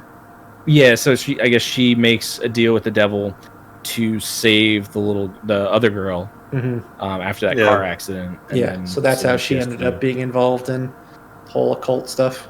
Yeah, which is cool and obviously something that they came up with after the first. Yeah, after movie, the fact. it feels tacked on. Yeah, where it's like, oh, she's not really evil. She was good the entire time. Like they were definitely trying to like kind of make her out to be not that bad in the Well, first. I felt like she wasn't that bad in the first Yeah. one. She just seemed like she was doing something for fun, but she didn't seem like a bad. And I find it so fucking hilarious in the first one that he could have just gone to sleep and they would have taken the blood and he would have never have known. Yeah. Because they weren't trying to kill him, they just wanted his blood. And he was a little That was shit. that. And drink your Mike's Hard Lemonade and go to bed. Yeah. He's like, "What are you having? Like an orgy?" And they were gonna let him go, but then the cops came. Yeah, he fucked up like 6 different ways, and that just sparked the whole thing. You got to watch Ready or Not before next week. Is it in the same vein of that, or? It's definitely in the comedic horror vein. Gotcha. But it's more horror, I would say. It's definitely more. It's definitely more horror than those 2 series, but it's not even anywhere near as horror as like Scream is. Gotcha. Yeah, it's more of a fun time than it is like horror. Like the characters are all ridiculous and funny. Yeah. Like this one character reminds me of Otho so much. The brother-in-law. I have to watch that. I love Otho. Did you guys think Samara Weaving looked fucking terrible at the end of the second movie? She looked gaunt, like very thin. Yeah, she definitely looked better in the first one. Yeah, like it just looked like something was like maybe she was losing, but her face was very sunken in and very gaunt, and it was a little jarring for me. Having just watched the first one, then the second one, I was like, is she okay? I was a little worried for her, but I guess she's fine. Yeah, right? I mean she was good. She looked good in Bill and Ted, and that's good. Yeah, she's Ted's daughter in that. Okay. And then Bill's daughter, and then in Ready or Not, she's protagonist. Okay. Yeah, she didn't. She's the one dealing with the cultish stuff in that one. She didn't look very healthy, but yeah, that was good. I'm glad Ken Marino saw it all at the end. And he doesn't think his kid's crazy anymore. If they do a third one, it's definitely going to be like, I was high, like none of that happened. He was so stoned when he saw that. Yeah, that's true. The kid's still going to be considered crazy. Yeah, but now he's got his little friend that's crazy too. Exactly. She's got his back until she becomes the babysitter. And oh, God. For whatever reason. Do you think they're going to do a third one? I would imagine so. It looked like it was like high on Netflix for a couple weeks. Yeah. I don't know how else to determine success with streaming. Yeah. I surprisingly didn't think Bella Thorne was a complete piece of shit in this movie. She was pretty fucking funny for what they gave her to do. Yeah, she was really funny in both of them. Yeah. Yeah, it was overall, they did a really good job casting everyone. It was a fun time. It's good movies. I'd be excited to see more. I've recommended it to several people at this point after watching them. So, see, hopefully, you make a third one. For sure. I'll watch them eventually. It's definitely worth it. All right. Let's go into Borat, and then we will do our season finale recap of Lovecraft Country. Everyone watched Borat, subsequent Moviefilm, correct? Yeah. Yes. Yep. Quick reactions from everyone. Pretty okay. The end was funny. I was taken back just by the movie having a legitimate story. I was not expecting that, and I was not expecting it to have the kind of heart that it did, and like just dramatic scenes that threw me off. I mean, it was really funny, but that definitely took me for a shock, I guess. Yeah, so it's definitely not as funny to me as the first one. It's not as outrageous. It's not as crazy as the first one. But it does have a story, like a real story. It does seem to have some heart to it. And the addition of the daughter was a great addition. She like kills it. Yeah, in I her love role. the daughter She's in like, this. She's just Tudor was great. Yeah, she's just as good, if not. I mean, she's kind of the star of Borat. Mm-hmm. I mean, it's called Borat, but she's like, she gets like the media stuff to do and just kind of kills it. Yeah, I was worried about her, and like you see the trailer and you think it's just like I think I said this last week, like it's just gonna be a girl going nice. Mm-hmm. You're like, oh, it's just so easy to fall in that Borat rut. Mm-hmm. Like it ends up not being that at all. No, not even close. And their chemistry was like unbelievable. Like they were great together. She was great by herself. I mean, obviously Sacha Baron Cohen was good as Borat, but like those two pieces like fit in really well. That was shocking to me. Yeah. Yeah, I mean, what she did as like a unknown actress from overseas, not even knowing English, coming to America and getting away with this shit it's like insane, in my opinion. I definitely thought she stole the show. Sacha Baron Cohen, obviously fantastic as well, but he was in a tricky position because like he couldn't be Borat for so much of the movie because everyone knows who Borat is. When he actually has scenes as Borat with strangers and they don't know who it is, it's pretty crazy to think that there's those people in this world. And especially when they're not like fucking 90-year-old like women, when it's like 40-year-old dudes who don't know who Borat is. I'm like, really? That's kind of surprising. Here's the thing about that. I think that I at least feel that there were a fair amount of actors in this movie that were sort of sprinkled in there. Like those Definitely two dudes. Possible. I can't imagine that those two dudes really don't know who Borat. And then the one lady that was the babysitter for Tutar, there is no way she wasn't an actress. That scene in the car with them is just too. It's too just like push the story along kind of thing. It just seems a little too like on the nose. Yeah, that's just my sort of take on it. I just felt like there was some fuckery going on here. I know the debutante ball scene was actors. I guess they're not actors. They were people that knew that something was being filmed, but it was not what they thought it was going to be. So, I guess I read that too. The shock factor is there. I don't know what exactly they told them it was, but it seemed like it was like people of like that, you know, that group of people. I guess like, you know, like fathers and daughters also, but they were hired for like a thing. That scene in particular stuck out to me too, because it felt like they were really hoping for some like negative reactions, and I feel like they were really hoping for something there, and it just seems to cut awkwardly because they didn't get what they were looking for. They were just getting people kind of grossed out, and people just being like, oh, okay, you know. Yeah. And I feel like that's a lot of this movie was like they were really hoping for over-the-top reactions, and they just didn't get them. Mostly probably because, I mean, everyone knows that they're on camera because you have a fucking camera guy just sitting there following you the whole time. Yeah, exactly. Yeah, I mean, it's not like... The only people, like, the people who came out the worst were the plastic the plastic surgeon. Yeah, that was bad. Yeah, the plastic surgeon was bad. The nose thing probably wasn't great. He knew he was on camera when he said that, though. Wait, which thing? The plastic surgeon. Oh, with the yep. When he made the comment. The note. Yeah. It's not like it's a hidden camera movie. I don't think. I feel like they just have like a fucking cameraman. They're signing waivers. Yeah. The cake lady.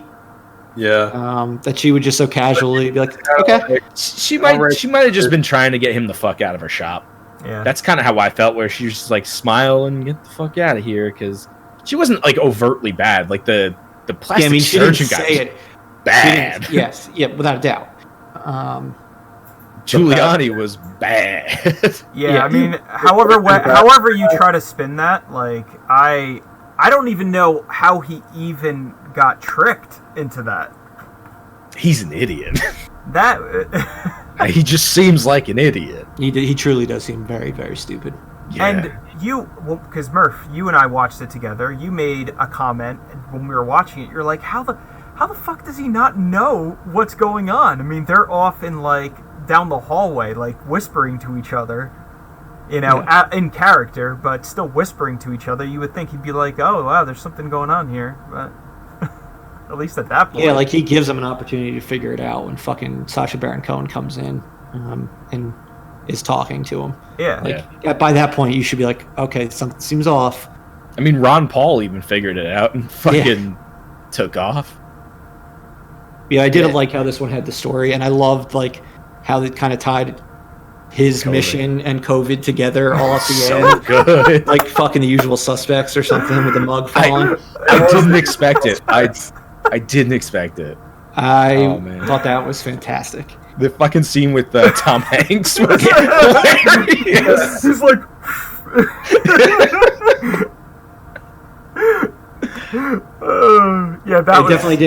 It definitely didn't have the shock of the first one or anything like that. But no, but it had a much better story. Yeah, I think I would end up watching this one more because this one has a story versus the other one. Like, it felt more like Bruno in the fact that it had a story. Yeah. I'd say Bruno still probably felt more skittish than this one, though. So he's kind of developed the story more and more each one. Yeah. But I would definitely take these ones over any of his scripted movies, like the Ali G movie. The Ali G movie's great. The Ali G movie, The Dictator, anything like that. Ali G Dude, I didn't movie hate The Dictator. Didn't hate it, but I much wouldn't watch prefer the Ali G movie is funny as fuck. It's really good, but that's my opinion. Dictator never saw. Pretty sure we watched it at your house one time. Me? Yeah, Dictator? Yeah. Oh, I don't remember this. Man, It left an impression, I guess. Yeah, clearly. When he opens the crate and his daughter comes out and that guy's just That guy's the top 3. Yes. That is horrible. You gotta add in the guy. He's trying to buy a cage, and he's like, "What's a good cage size?" That is also, yep. Anyone who tolerates his... I think the cage guy, honestly, to me, again, seemed just like, get the fuck out of here, like, go buy the cage and leave. Like, you should probably call the cops after something like that happens, but... Yeah. It's just like, get the fuck out of my store. How many tanks would it take? I forgot what it was. Yeah. Oh, no, I completely forgot about that, yeah. Talking about killing gypsies in the van. How many propane tanks it would take. Yeah, no, that was pretty fucking terrible. That guy. You also don't forget the abortion pastor guy. Oh, yeah, too. God damn, there really were a lot of horrible people in that movie. Yeah. And Borat's like, put a baby in her. And the pastor's like, it's fine, like, whatever. Like, I don't want to hear about it. It's like, I've heard enough. I've heard enough. Dude, when he walks into the synagogue, too, dressed as the Jew with the wings and the... I heard he broke after like 75% of the scene and had to tell them the truth because he felt so bad. But the fact that he did as much as he did, my God. You're not expecting 2 elderly women to be just sitting there. You're expecting like a rabbi that you can get contentious with and not a fucking not a woman that Holocaust survived survivor. the Holocaust. I thought that was cool that they did like a memoriam at the end of the movie too. Yeah, I'm guessing you guys probably didn't watch through the credits. I don't remember if I did or didn't. I probably did. The one woman who talked more, she passed away this year. Oh, okay. I guess. I didn't Probably see from, that. I would imagine from Getting old. Yeah, they just put like a nice little thing Right. for her. Yeah, Well, like, that's nice. like a quote and everything. Did you guys hear her family suing? Really? Why? Yeah, I feel like if they're saying like she was tricked or... Well, she she's coming comes off out like to a be the- saint. Yeah, so like the best person in the like, movie. I don't really understand why the... Why would you? people just like to want money. sue. They just want money, Just dude. want money. Like people just want to be outraged and want money, I guess, at the end of the day. Or maybe that's not how they saw their mother, grandmother, whoever it is that's related to them doing this. But I mean, she made out like she was the best part of the movie. That made you feel good. Yeah. I love how Tutar becomes Kazakhstan Captain Marvel at the end of the movie, and gets the fucking shaved sides hair thing. And then when they're zooming out of the running of the American, that is the fakest looking thing. That's so green screen. It looks so fake. Oh, we have a Karen coming. Yeah, it was so funny. Kill Fauci. And didn't all of them actually spray? Dr. Anthony Fauci's dead. They all sprayed something out of their nose, like. No, the guy coughs COVID on. They would cough COVID on. Yeah, and it was like. No, they refused to wear their masks. That's so funny. It was just like.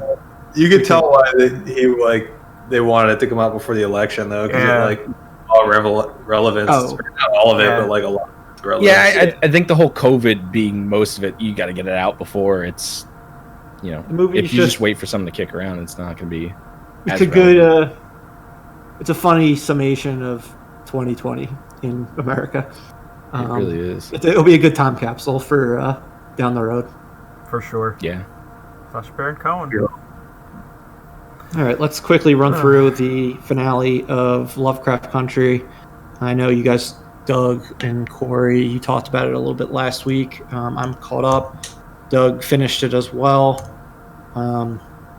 Again, just quick overall thoughts on the episode season as a whole. Yeah, I mean, as just like recapping what I said last week, I thought it was really, really well done in the way how they tied up all the remaining, like plot threads. I liked where it ended, and I'm interested to see if they actually do another season, where it will go. But I mean, I thought it tied in very nicely to the rest of the season. It's difficult because like the season it ebbed and flowed so much. Like each episode was so different from the last, that it's kind of hard. I definitely need to watch it again. I need to watch the whole thing again. But the final episode, I thought it definitely tied up everything pretty nicely. I mean, I enjoyed it. So. What about you, Doug? Yeah, I mean, I think I'm out season 2. Is kind of how I feel. I guess I thought the last 2 episodes were fine. I thought the second to last episode was really powerful and well done. The last episode, it felt like they had a lot to tie up because they didn't do a great job, in my opinion, throughout the season addressing the overall story, and so it felt like there was a ton of loose ends that they had to tie up at the end. It's fine. To me, still like one of the best episodes is that first episode where it was a good episode. It was just really well done, and you get like it's like all that anxiety with like the cop and getting pulled over. I mean, there just happens to be monsters involved at the end. I just felt like that was a better balance. Mm-hmm. And it got me. I was a lot more excited in episode 1. I don't know, just seeing how it all ended.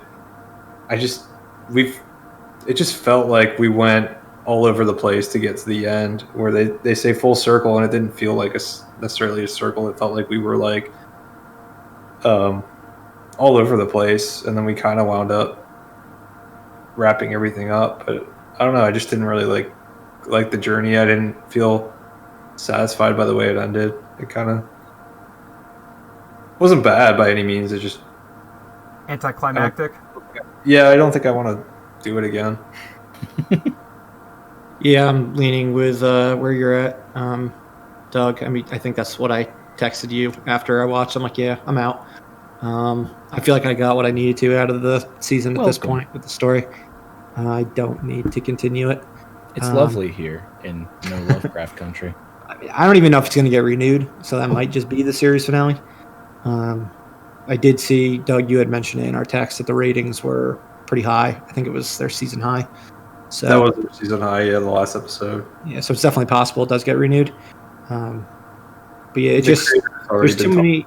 It's just too up and down for me. And there's too much on TV that I like consistency and quality. One thing I could say with this show is if it does get renewed, I will definitely watch at least probably the first 2 episodes, but I could see it end up being like for me right now with Walking Dead, how I just kind of stopped watching it after like the middle of the second season, and that was it. Does that mean that Murph's going to pick up Lovecraft Country at like season 6? He could. And then go back and redo it could. again? Reinvigorated for Lovecraft Country? I can see where you guys are coming from, and like I do agree, but I don't know what it was. I felt like somewhat fulfilled enough that I will definitely at least continue to watch to see where the story goes, but I think it could very easily like drop off after this, so if they renew it.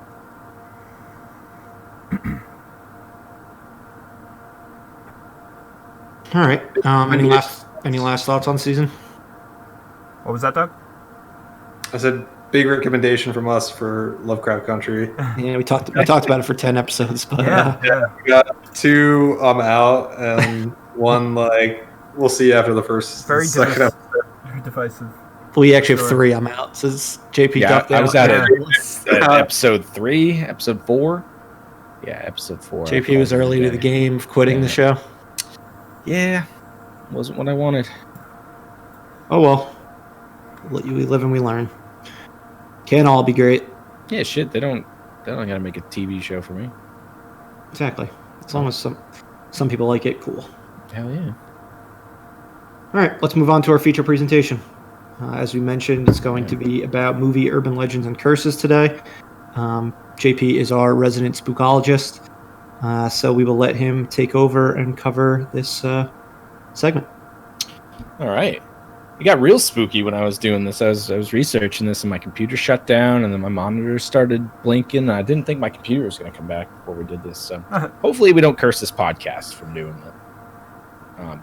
So I dove into a couple urban legends and curses that go on with some movies that we were familiar with, some chains of movies. You'll come to see that there's not a sequel, but a 3-movie series that has some deaths linked to it. Just figured we'd jump into it. It's spooky season, spooky stuff, spooky movies. Starting off with The Wizard of Oz, which is not a scary movie, but there's a little urban legend attached to this, and it's about a munchkin that committed, or an actor that played a munchkin that committed suicide in the movie. So the legend goes that there's a scene where Dorothy, the Scarecrow, and the Tin Man are skipping down the yellow brick road into the haunted forest, and if you look in the background, there appears to be a human-like form hanging from one of the trees. I don't know if have any of you heard of this before today? Yeah. So the story is that when they were filming the movie, one of the actors playing part of a munchkin committed suicide on the set by hanging himself from the roof of the studio, and the filmmakers, when they were making the movie, just happened to catch it on film in the background. And if you look on the internet, there are pictures of this. It looks very clearly to be a smaller human being hanging from a rope from one of the trees. But if you think about it, I mean, those trees in the background, they're not too big, and it turns out this urban legend is false. It was thought to be started in 2011 from a YouTube channel that no longer exists, and it turns out that the person that uploaded this video actually edited this scene, because there are a lot of people on the internet that go back and they film even their VHS copies from like 1988 and back, and it doesn't exist in any of these films. There are birds that fly around in the background, but completely fake. And for years, I thought this was real. I mean, it's kind of a creepy sounding Same here. myth. You would think that, back in the 30s, late 30s was when this movie was made. Something like this could have happened. Yeah, would late have been 30s. freaky as shit to see. Yeah, completely false, apparently. There's a lot of weird shit going on with this movie to begin with, but this is not one of those things that is true. The next one that I got into, and we talked about this not really at length on a previous podcast, but it's the curse of Poltergeist. Yes. The movie. This one's weird. Yeah, this one's pretty strange. So you have Dominique Dunne, who plays the older sister in the first movie, correct? Mm-hmm. And she was young at the time. She was only 23. Her career was starting to really catch fire and going up, and she was murdered by her ex-boyfriend. just 5 months after the movie was released. Oh. I don't think we talked about this one specifically when we talked about it the last time, but he came over one night, and I thought we talked about Carol Ann, right? Yeah, Carol Ann. We talked about Heather O'Rourke. Yeah.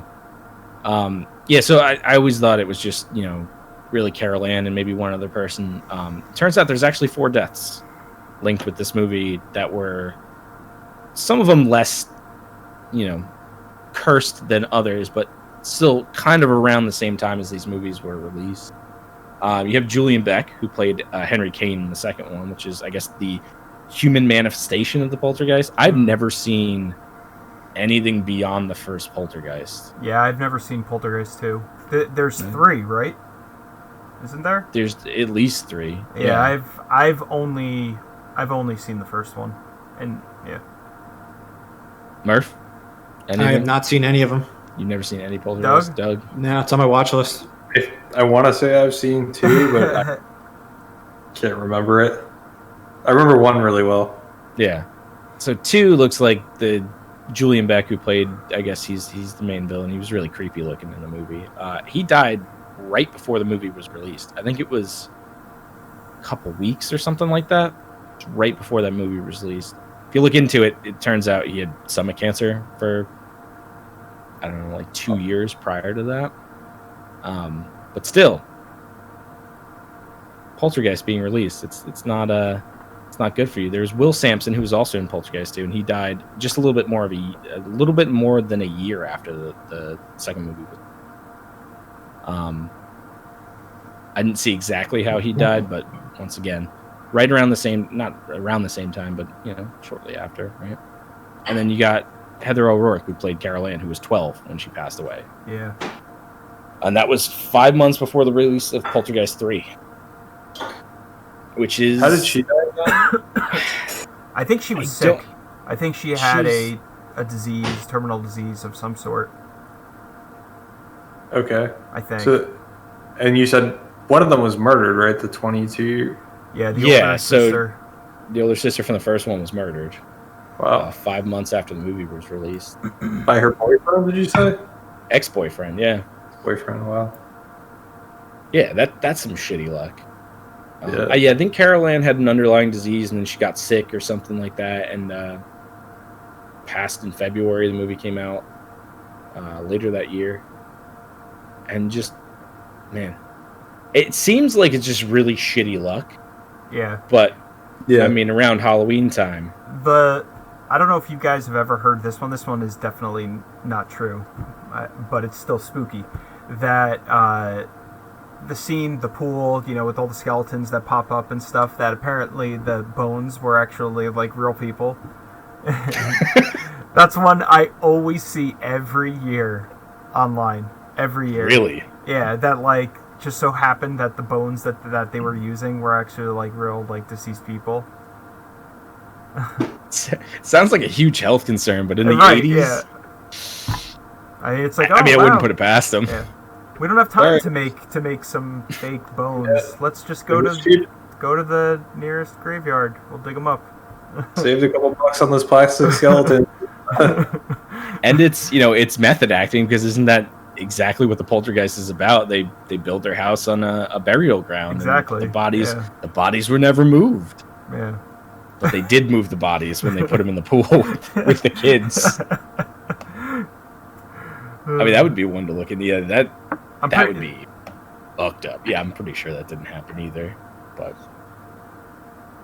it's a lot of these little things out there. I guess because you're making these scary movies, they have an air of mystery to them, and you think it's just mostly people having a good time filming a scary movie, but sometimes they put real bones in the pool with you. Yeah. Going off track from scary movies, we got 3 Men and a Baby. And we touched on this. We did talk about this one. We did. We talked about it a little bit. I went into this one a little bit, and so there's a scene in the movie where you look back, and it looks like a little child wearing turn of the century clothes. It's sort of draped in the back. There's some blinds over it, and it's out of focus. And everyone, for the longest time, when I was looking on the internet and hearing people talking about this, is that it was a ghost and that the scene was haunted. So there's a ton of different stories, a lot of different variations, but the basic story floating around the internet is that the house that they used to film the interior scenes for the movie was haunted, and it was haunted by a small boy who died in the house. The parents moved out and then sold the house to the studio to film the scene. And you can go online, you can look at this. It's a little off-putting, the stills that you see, but the truth of it is, it's Ted Danson, which I mean might be scary based on whether or not you like Ted Danson. Is that ridiculous 80s hair? Yeah, with the ridiculous pompadour, which is probably a wig too, because hasn't he been bald since like Cheers? Has he? Ted Danson's bald, man. Really? That's a wig. No. Yeah. What? That might be an urban legend too, but I'm almost 100% sure that Ted Danson. I always thought he had such a good head of hair. He just had a really good wig. Damn. Yeah, Ted Danson wears a wig. I was gonna say, are we starting lies about Ted Danson? No, he took it off during an episode of Cheers. So our childhood is a lie, I guess. Yeah, I mean, one day he just woke up and he had perfectly white hair. He's a bald man, or at least very balding. Did you confirm the wig thing? I just looked it up on Google right now. I don't know. It says he's bald. Huh. Doug, are you doubting his hair? Apparently Gene Simmons is also bald, so that I've Is this heard a before. website of bald celebrities? yeah. That I've Yeah, heard. this is a list of like something that should fool absolutely no one. Like, did you know that Bret Michaels, the guy that wears a cowboy hat and a bandana, everywhere you see him is bald? Could have fooled me, man. Did you in fact know that Jason Alexander was bald? So, I mean, that's some good journalism. But yeah, Ted Danson, I'm pretty sure he takes it off, and they say he takes it off in an episode of Cheers. Yeah, I'm reading an article from September 24th, 1990, and it talks about when Danson accepted his Emmy. He talked about the fact that he's losing his hair. He wears a piece. Crazy. It's 20 years of pieces, man. That's 30 years of pieces. 30 years of pieces. Holy shit. This is earth-shattering to me. Yikes, dude. Yeah. Oh. So maybe the real urban legend after all wasn't the ghost, but Ted Danson's hair. Seems that way. The internet does not lie. Yeah. You actually can't go on the internet and lie. We established that the other day. We did. In the last episode. It's all truth. Yeah. Mm-hmm. So yeah, it's a cardboard cutout of Ted Danson.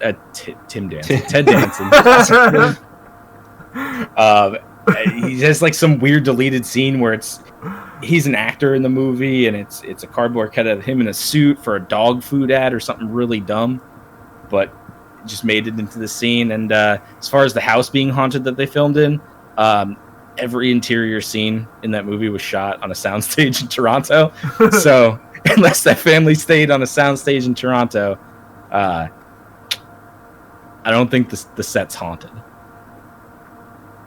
So that was squashed pretty quickly going through. I was trying to keep it a little brief, just kind of the real good ones. And I think we could talk about this one fairly in length because we were kind of this target demographic. And that's, the urban legend back in the day that the Blair Witch was an actual documentary. Yeah. That was a big I, kids. I remember this. What were we, 6th grade? Yeah. It was 1999, yeah. 6th grade? I remember because, I have 2 older siblings. I remember them going to see it, and they were like, completely in on it. I remember seeing on the news, the news talking about, like, this documentary that's being released in theaters called The Blair Witch. It's pretty crazy that they got away with that for, I feel like it was a little bit, right? A few weeks. It was until the movie came out, yeah. The director played along the whole time, telling people that it was real. the marketing team played into it, and The marketing yes. team did a great job. Yeah. they did. And that's really the truth to this whole urban legend, is that the marketing team did an absolutely fantastic job. But, you know, the idea of like a found footage horror movie at the time it really wasn't kind of a thing. So this is like the first, not really, I guess it's not really the first of its kind, but it was one of the first of its kind to really do it this way. And it had a whole lot of people believing that a bunch of teenagers got murdered by a spooky witch that no one sees. Yeah, I remember that, and that was... Yeah. I mean, it's genius. It's one of the best marketing campaigns of all time, because they got all the news stations to run stories about it. Yeah, everyone. And they just kind of built the hype machine. So they were just getting people hyped up to see this movie. Dude, they made $248 million off of this movie, which probably cost nothing to I make. think it cost like under $20 million, right? Like, it cost under $1 million.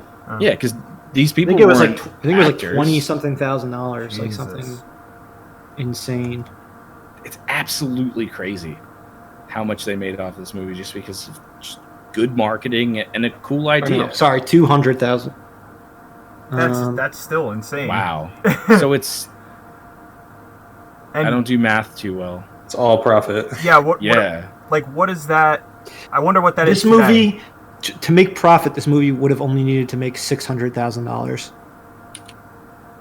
Yeah. That's insane. They could make that in COVID. But you said 246 million dollars it grossed back in '99. I wonder what that. It is 1,240 times the budget of the movie. That with inflation, you're probably looking at a 400 something. Yeah. Million. That's wild. Dollar grosser. It's so crazy, and it's done really well. And if you're an impressionable youth, or I mean, I feel like you it was can the internet. do this nowadays, man. The internet fucking was just kicking off, and that's true. And people fall for everything. So. We've come full circle on the internet too. So I think if you made a movie like this and posted on Facebook, just little viral things, you might be able to generate the same type of buzz. Probably. If anyone has a found footage movie out there and wants to generate some marketing buzz, hit me up. I'll make a whole bunch of fake Facebook posts, a la the boys. Just give it to QAnon. Be like, this is a true story. There's a sizable amount of people that would believe that and buy into it. See this movie. Those are really the four that I came up with that were interesting. Unfortunately, with most of these that you look at, they're all fake. Yeah. To a degree. I'd suppose that if something spooky really did happen, we would have all known about it. Yeah, I'm trying to think. We talked about Rebel Without a Cause already. Yeah. I don't know if Twilight Zone had a curse, but it had people die on set. It did, yeah. I saw something about one of the guys died in a helicopter crash. Yeah. On the set of that movie, and something about him predicting his own death. I don't believe that too much, but I mean, if like safety standards were really poor and he was like, "I'm gonna die on this set," he says it moments before it happens, or the day before. If you make me get up in that damn helicopter again, I'm gonna die on this set. And then like, it may not be like a stretch if he was just like, about this, like this doesn't look like safe. The Twilight Zone movie only came out in 1983, though. I think for the helicopter crash, though, the safety standards were like pretty poor. Probably, I would imagine. It's still the 80s. Yeah, I mean they put people in a pool with their own bones when they were filming the Poltergeist. So, yep, heard it here. True. Let's start that urban legend. Let's keep it going. Corey, you talked about Poltergeist fairly recently, and you said it didn't hold up that well. No, I didn't think so. And it wasn't even the special effects. Like a lot of the movies in the 80s that used special effects, it was a mixture, and that holds up fairly well, I think. No different than any other movie in that, in the 80s. But yeah, the story was just really weird. The way the family acted, like, throughout the movie when all this shit was going on. Like, I would be out of the house. And they're just like... But you can't go out of the house, Corey. It follows you. Doug just established that. I don't know if that occurs in Poltergeist. But Yeah, Conjuring. It might only I count don't think Conjuring. Poltergeist does. But the biggest thing was, like, so Heather O'Rourke, I mean, she gets kidnapped. Little girl who's like 6 years old gets kidnapped. She's in some other fucking dimension, somewhere else. And her parents, Greg T. Nelson, is just like, oh, I gotta go to work. Like, I have to... Gotta go to work, Gotta man. go to work. Times are hard. The economy is not doing so well. Like, It was Reagan's America. Everyone was all about making that money. it, Yeah, you get... That paper. Your daughter goes to the afterlife, you will get her when you get home. You put in your 8.5 hours, and you come home Then to you come suburbia. home. Then you save the daughter. After you have dinner. And if it takes a couple days, it takes a couple days. You sit at the water fountain or at the water cooler, and you're like, so my daughter's still in the wall. I don't know if I'm gonna be able to get her out of here. It's crunch time at work. I got to put in the hours. Got There- those TPS reports. They're not gonna write themselves. And like, there's one scene in the movie, like in the bedroom with Craig T. Nelson and the actress who plays the wife. Her name escapes me, but they're smoking weed, like in the bedroom, like literally right after, like they just put their kids down to sleep, and they're just sitting in the bedroom, just like toking up. It's a weird movie. Gotta unwind, man. Yeah, I like to party. Yeah, they like to party. But, yeah, it's strange. I'm very interested to see what Murph thinks about it at this point. Yeah, I'll try to watch it over the next week. Yeah, it'd be a good movie to watch around Halloween time. Yeah. Exactly. It's a good think about follow-up, the, too, to the original Witches. You Yeah. can Just do them back to marathon back. that. it works really well right after Maybe I'll watch the original Witches. Poltergeist remake instead. How dare you? They actually make a remake of that? Yeah. Of course, they make Really? remakes of Yeah. everything. I didn't know that. Okay. Clearly didn't see it. I think it looked like they went all in on the spooky clown scene, and then not a whole lot else. The spooky stuffed clown that, like, beats he, like, beats the sun. Yep. Oh, God. I still think Scary Movie did that the best, where it starts to attack him and he grabs him. The clown's clawing for its life as he pulls him in. Yes. Yeah, so I mean, watch The Witches. It's really good. The old one, not And the then- new one, Murph. The 1990 one. And then watch Poltergeist. I'll watch the new Poltergeist. I won't watch, or the old Poltergeist. The old Poltergeist. I won't watch the new one. I'm pretty sure, according to our segment, you'll be cursed if you do that. So maybe don't do that. No, true. All That's right. all I got. Thank you very much, JP. Let's do it. Let's go to our yearly film series. We're at 1993. Yeah. A tough year. It's a lot of good movies. Yeah, I mean, our minds are starting to evolve at this point. We're finishing up kindergarten, going first grade. But let's start with movie memories that I'm sure we all hold dear to us. And if one of you says I didn't see Jurassic Park in theaters, I'm pretty bummed out. Were we all fortunate enough to see Jurassic Park in theaters? I don't think I did. I don't think I did either. Yeah. I want to break I've my seen phone it- right now. I've seen the movie a million times. I want to but break my phone. I'm so appalled that you guys have I've I've seen it in theaters, like, as an adult. Talk to my Not parents. same. I saw the second one in theaters. I don't remember seeing the first one. I saw Batman Returns in theaters, I so didn't even see it that. stands to reason that I probably did see Jurassic Park. just don't I mean, you had the pencil case, so you had to have seen it. I 100% saw the movie. No. JP just got it at Cost Cutters back in the day. Well, I never went to Cost Cutters. Unless it was when we were older and we were just browsing around like dirt bags. Yeah. And by dirt Cost bags, I Cutters. mean we were just immature middle school kids causing ruckuses. Yeah, we were pretty straight-laced.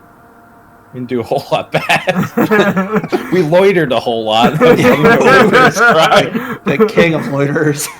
If you go to jail for loitering, we'd be doing like a life sentence. Consecutive life sentences. But yeah, 1983. All right, so I guess I'm the only one who vividly remembers seeing Jurassic Park in theaters. I vividly do not remember seeing it in theaters, but Nope. I remember seeing it on the TV and being blown away, but yeah, not a movie theater. Yeah. All right. I'll start with my memories of Jurassic Park. Yeah, so the first time I saw any of it in a theater, I had saw Life with Mikey. I don't know if any of you remember this movie. It was Michael J. Fox. I remember that movie. But it came out the same summer as Jurassic Park. So I don't remember. I saw the movie. I don't really remember anything from it. But after the movie, my parents had already seen Jurassic Park.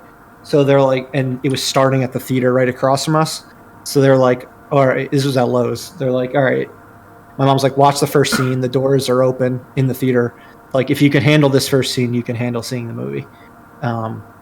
Because I guess they thought that was the scariest part of the entire movie. Needless to say, I handled it. And then I got to see the movie, like, I don't know, a week or so later. And it just blew my fucking mind. Movie of the summer, movie of the year. Obviously, we were all obsessed with it. I had posters, action figures, pencil cases, the whole nine, video games. Yeah. It still holds up, too.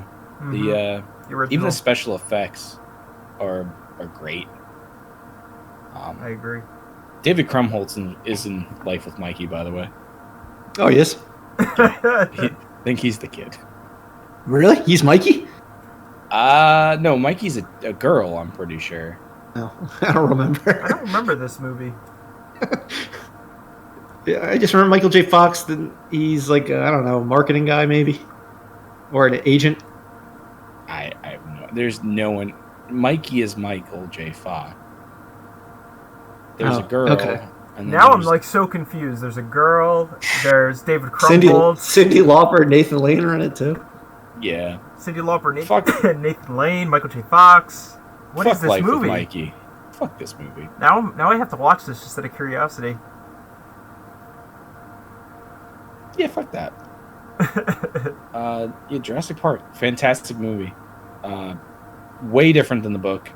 I remember my mom we always had the book around the house. My mom read the book. She loved Michael Crichton books. And I read it maybe 10 years ago. And I was like, holy shit, this is a different book. Yeah, me too. Like, when I was in college, I had to read it.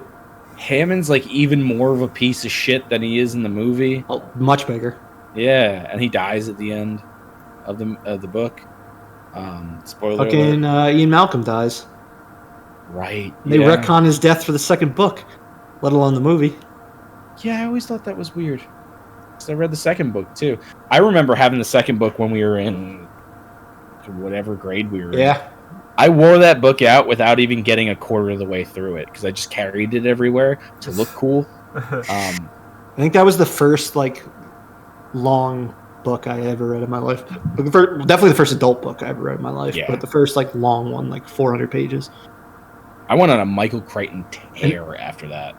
And I remember read so many of those books. It had curse words in the book, and for some reason they just hit way differently in a book than in like a movie. So be like, oh shit, look, it says fuck.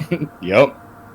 Dude, so you have that. Remember when we used to check out the one book in like our elementary school library because the kid pisses his pants? Pinky and Rex, of course. Pinky and Rex. He pees his pants during the spelling bee, and we always like it was a race to see who would check that book out. Just be like, look, he pees his pants. That's like seeing a curse word in a book, but just like maybe 4 or 5 years later, now it's like it says fuck it. God. Yep, that is exactly what it was like.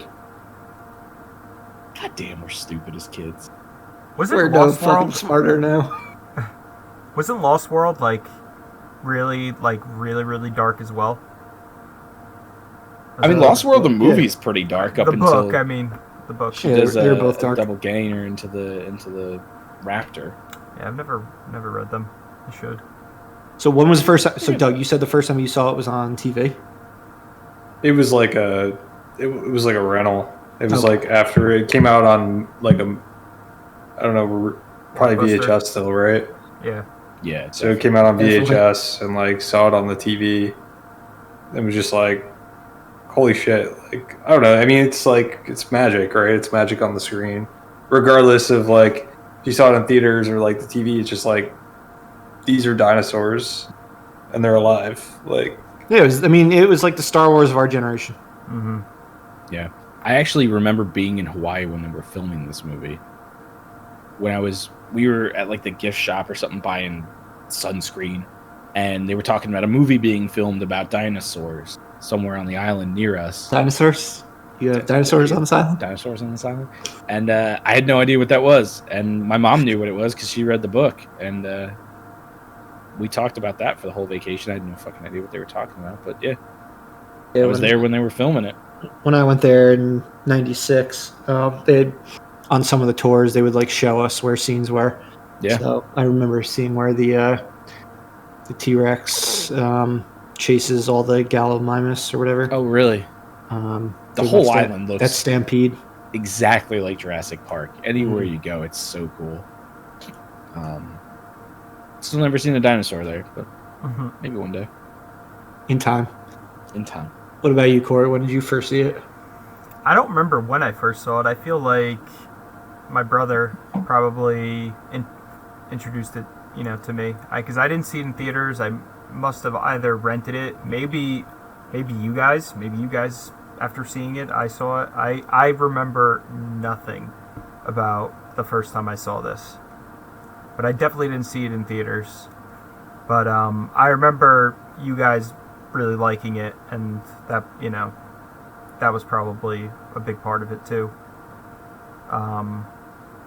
Yeah. It's another one of those movies that, like, not quite appropriate for children, but then they did a really good job with the toys. Mm-hmm. Yeah. Really got you into it. Yeah, they threw some kids into the movie to make it be like, oh, kids can see it too. Yeah. But Sam Neill is just hating on the kids the entire time. He fucking loves hating kids. I remember having, like, kids' VR goggles from the first one. They were, like, cheesy, camo. Oh, the night vision ones? Yeah, I remember having those. Those were cool. That was cool. That's the most... I don't know. I'm still, like, kind of stuck on your parents Murph being like, oh, the first scene, you're good after the first scene. Well, the scene with the T-Rex and the Jeep is pretty fucking horrifying. That scene's more fun, though. Yeah, is it fun? And you got... It's more... It's got a lot of elements to it. Faster, must go faster. The first scene is just like a horror scene. It's like... It's very similar to the first scene in Jaws. Loading team, step away. I would also say... I thought... No, I'm not the faster scene. The scene where the kids are in the truck by themselves and the T-Rex is, like, coming down. Yes. I think that's more exciting, though. Well, when the lawyer it's scary, gets eaten, but exciting. That's kind of... I thought, when I was a kid, I thought the Dilophosaurus scene with Nedry was the scariest scene in the movie. Yeah. That was pretty frightening. Like, when I saw it the second time in theaters, I made sure I wasn't in the theater during that part. Because that part freaked me out the most from the first time. The raptors in the kitchen is pretty frightening, too. Yeah. Because that's, like, right when they start to learn to open doors. Mm-hmm. Which is so stupid. Why you would put long-handled doors in a part if they had round doorknobs, this never would have happened. They'd never be able to open doors. They would be fucking with it the whole time, and it would just be like... You never know. They could have figured that out. But what if the doorknobs were round? Spared no expense.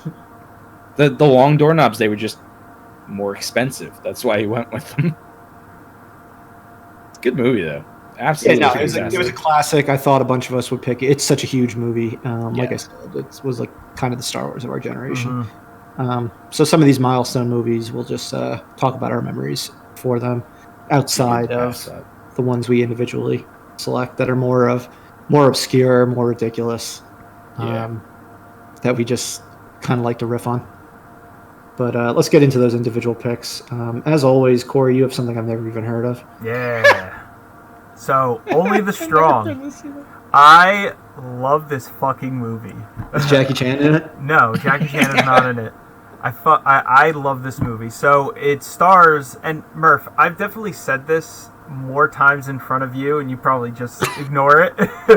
But this stars Mark Dacascos, who is the villain of John Wick 3, the bald guy. There's a fucking bald guy in John Wick 3. The bald I don't know if you were waiting for Murph. The bald assassin. I was waiting for him to be like, oh. Okay, so. The guy that looks like the dude from Iron Chef. Yes, the one who is a sushi chef. I don't remember a bald guy in John Wick 3.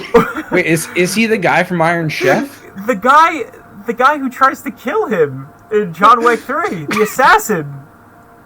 Yeah, I know who you're talking about now because I looked it up, but The bald Asian guy? Yes. Okay. It doesn't sound like an Asian guy's name. Exactly. I was imagining like Mark Harmon. I thought he was a white guy. All right. Well, so it stars him, and he plays an special forces agent. And he goes back to Miami where he grew up, and his old school, and there's it's overridden with violence and crime and shit. And he tries to teach all the troubled kids and deadbeat kids capoeira, Brazilian jiu-jitsu. And the music is awesome, and the villain is your typical villain with black hair and a ponytail from the 90s. Like Snyder from Three Ninjas? Exactly. He looks exactly like Snyder. Actually, when I was a kid, I used to think Steven it was Seagal. Snyder. I used to think it was the same actor because they look very similar. Did you look it up? Yeah, it's not the same guy. Yeah. But they both have very strong features, stern faces. Good villain. But yeah, it's a martial arts movie, so it has your ridiculous martial arts scenes, cheesy acting, some heart. All about the heart. I fucking love this movie. And I watched it a couple weeks ago when we were going into the 90s. I was like, oh shit, Only the Strong. I forgot about this movie. And I watched it a couple weeks ago. Still amazing. So. Glad to hear it holds up. It's like a time capsule from the 90s, and I love it. It doesn't look like it's something that holds up. It's amazing. It's the fucking guy from the Iron Chef. That's fantastic. Well, I cannot wait to hear what you have to say for 1994, Corey. You always come up with the classics. Right, I don't know. Maybe all right. one day he'll pick one with Jackie Chan. I hope so. I'm gonna guess it's a Jackie Chan movie. Is Jackie Chan in this? I feel like he had a more prominent impact on your life. So you should have some Jackie Chan movies on it. Jackie Chan, I guess. I mean, he's got a couple of films that I enjoy. A couple? Jeez, Louise. I might even do Shanghai Noon for 2000. That's a good movie. We'll see if I'm still feeling that way in 7 weeks. Well, you got Rush Hour in '98. Oh yeah, wasn't that big a Rush Hour guy? The first one. Yeah, I thought the second. I thought the trailer was better than the movie. Huh. The second one is Rush Hour 2. I love. Yeah. I love Rush Hour 1. The bloopers shit out of that movie. Bloopers were funny too. Yeah. All right, Doug, hit us with a Rookie of the Year. Spoiler alert. Sorry. Yeah, I mean, I don't have a lot to say about Rookie of the Year other than that it gave me hope that I could break my arm and somehow be a pitcher for a Major League Baseball team. Yeah, spoiler alert. It happened to me. I didn't become a Major League Baseball player. No. Yeah, I broke my wrist. Yeah, I didn't get any sort of... It just made it more difficult to play Guitar Hero. Were you young enough, though? I don't think you were young enough, No, Murph. I think you have to break your... You're right. I was already in college, so it was too late. There you go. You got to be young enough to do it. Yeah, so plot for anyone that hasn't seen the movie is kid breaks his arm. The way his tendon heals, he comes out of breaking his arm and can throw over 100-mile-per-hour fastballs. Yep.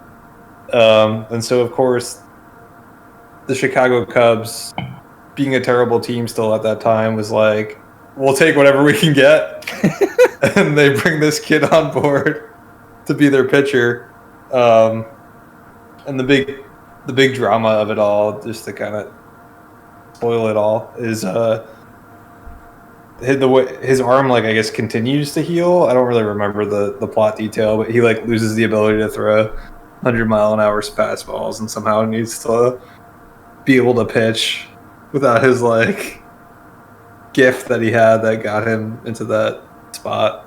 Kind of feels a little bit like Angels in the Outfield with that like haminess in baseball, but it was a fun movie at the time. I haven't seen it since, so I can't tell you whether or not it holds up, but I enjoyed it, and it made breaking a limb more hopeful because I thought there was a chance I could throw a 100-mile-an-hour fastball afterwards. Angels in the Outfield came out the next year. Came out in 94. Ooh, maybe that's my pick next. Yeah, you next, can compare the two. Watch them this week, side by side, at the exact same time. Compare them. See which is better. Dude, McConaughey's in Angels in the Outfield.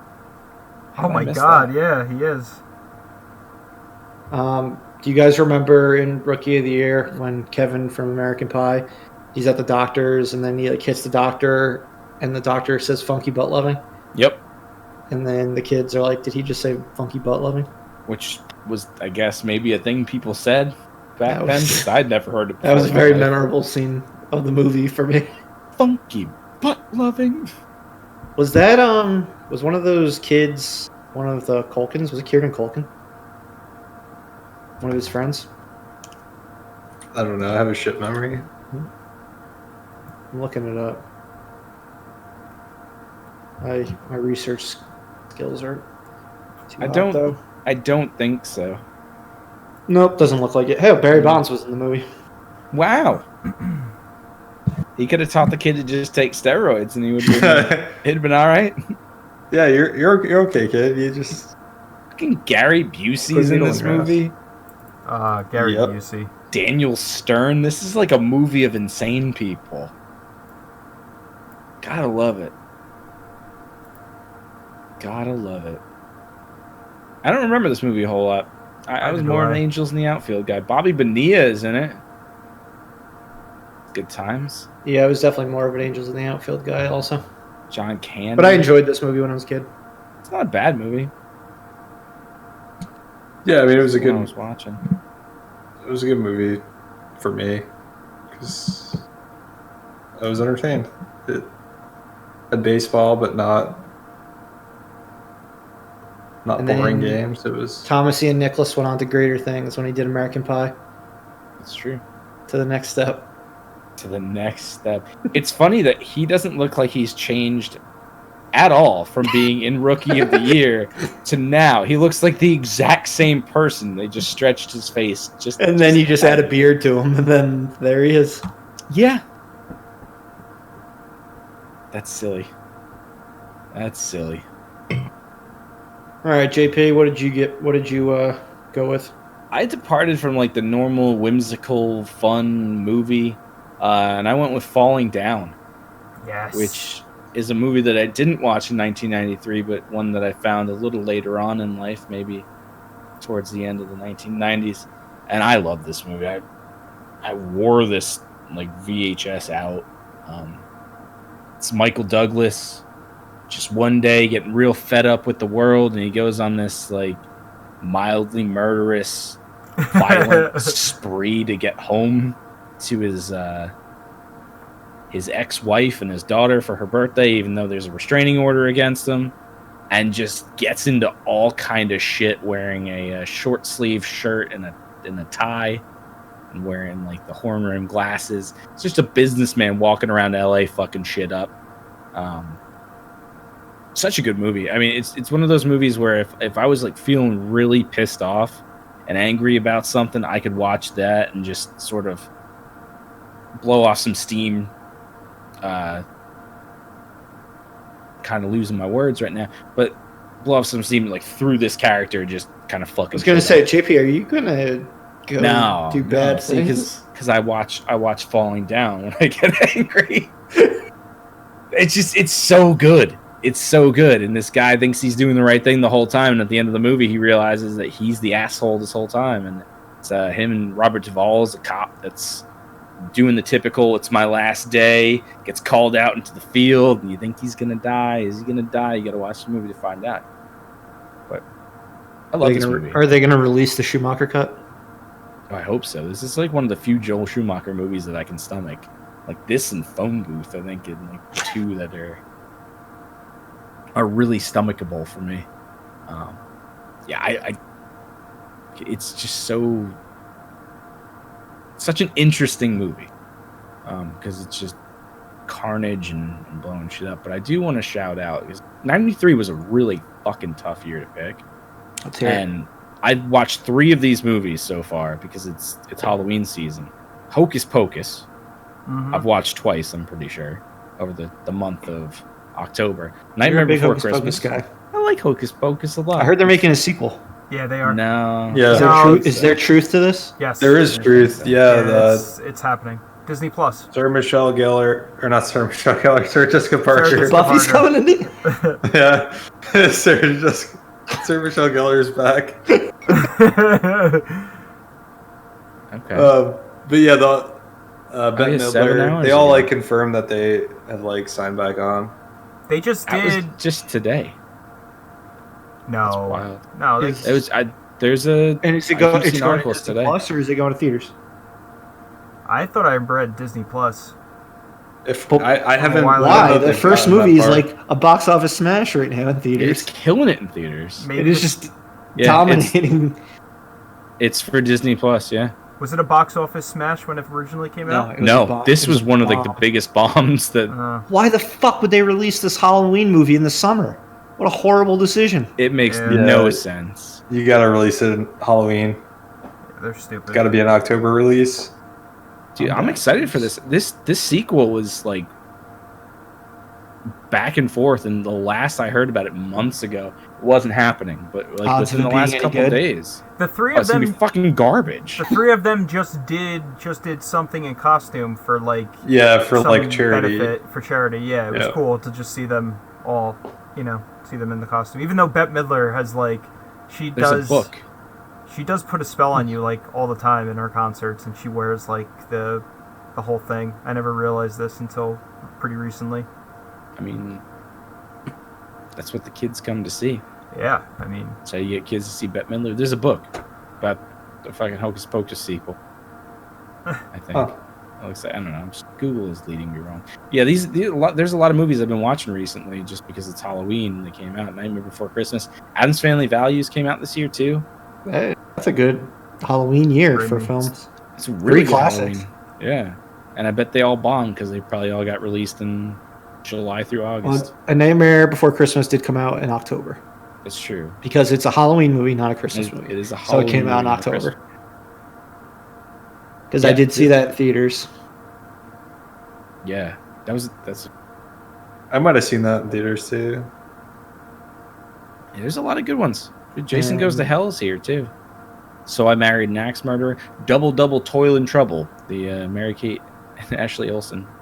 Addams Family Values was another movie where I watched the first scene like with the theater doors open. Not so I can see it another time. It just happened Yeah. the theater doors were open because they seemed to be open a lot more in the 90s than in the 2010s, 2020s. They really did. That must have been so annoying. Like as a kid, you don't care, but me now, I'm like, if the theater door remains open, I'm screaming at someone to close it. Yeah. So I was like, funny movie. Kid's got a mustache. Yeah, I still Baby. don't understand this movie. We talked about this the other day. That like Yep. those two movies are so like muddled together that I never remember which one's which. The second one's got David Krumholtz. Yep, and it's got Janosch in it. That it does. That's all that matters. Second one's better. I agree. I don't know. I think I've legitimately watched both of them about 3 or 4 times because it's all they play on ABC Family. When you turn on 31 Nights of Halloween, you're probably going to watch at least 30 minutes of the Addams Family. So I've been in the weeds with Addams Family, like been a lot of that. But yeah, I just wanted to shout those out because it's it's just any other time I probably wouldn't have, but it's Halloween season and it's something I've been watching a whole lot. Yeah, no, it's very fitting that it turned out to be this week. Yeah.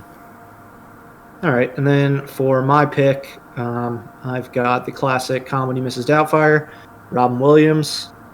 This was I guess probably the first live action Robin Williams movie I'd ever seen. I was already obsessed with him as the genie in Aladdin by this point, but yeah, I saw this one in theaters. I guess it was like the second PG-13 rated movie I ever saw in the movie theaters. Now that I think of it, what's great about it actually is like you don't realize how dirty the movie is until you're older.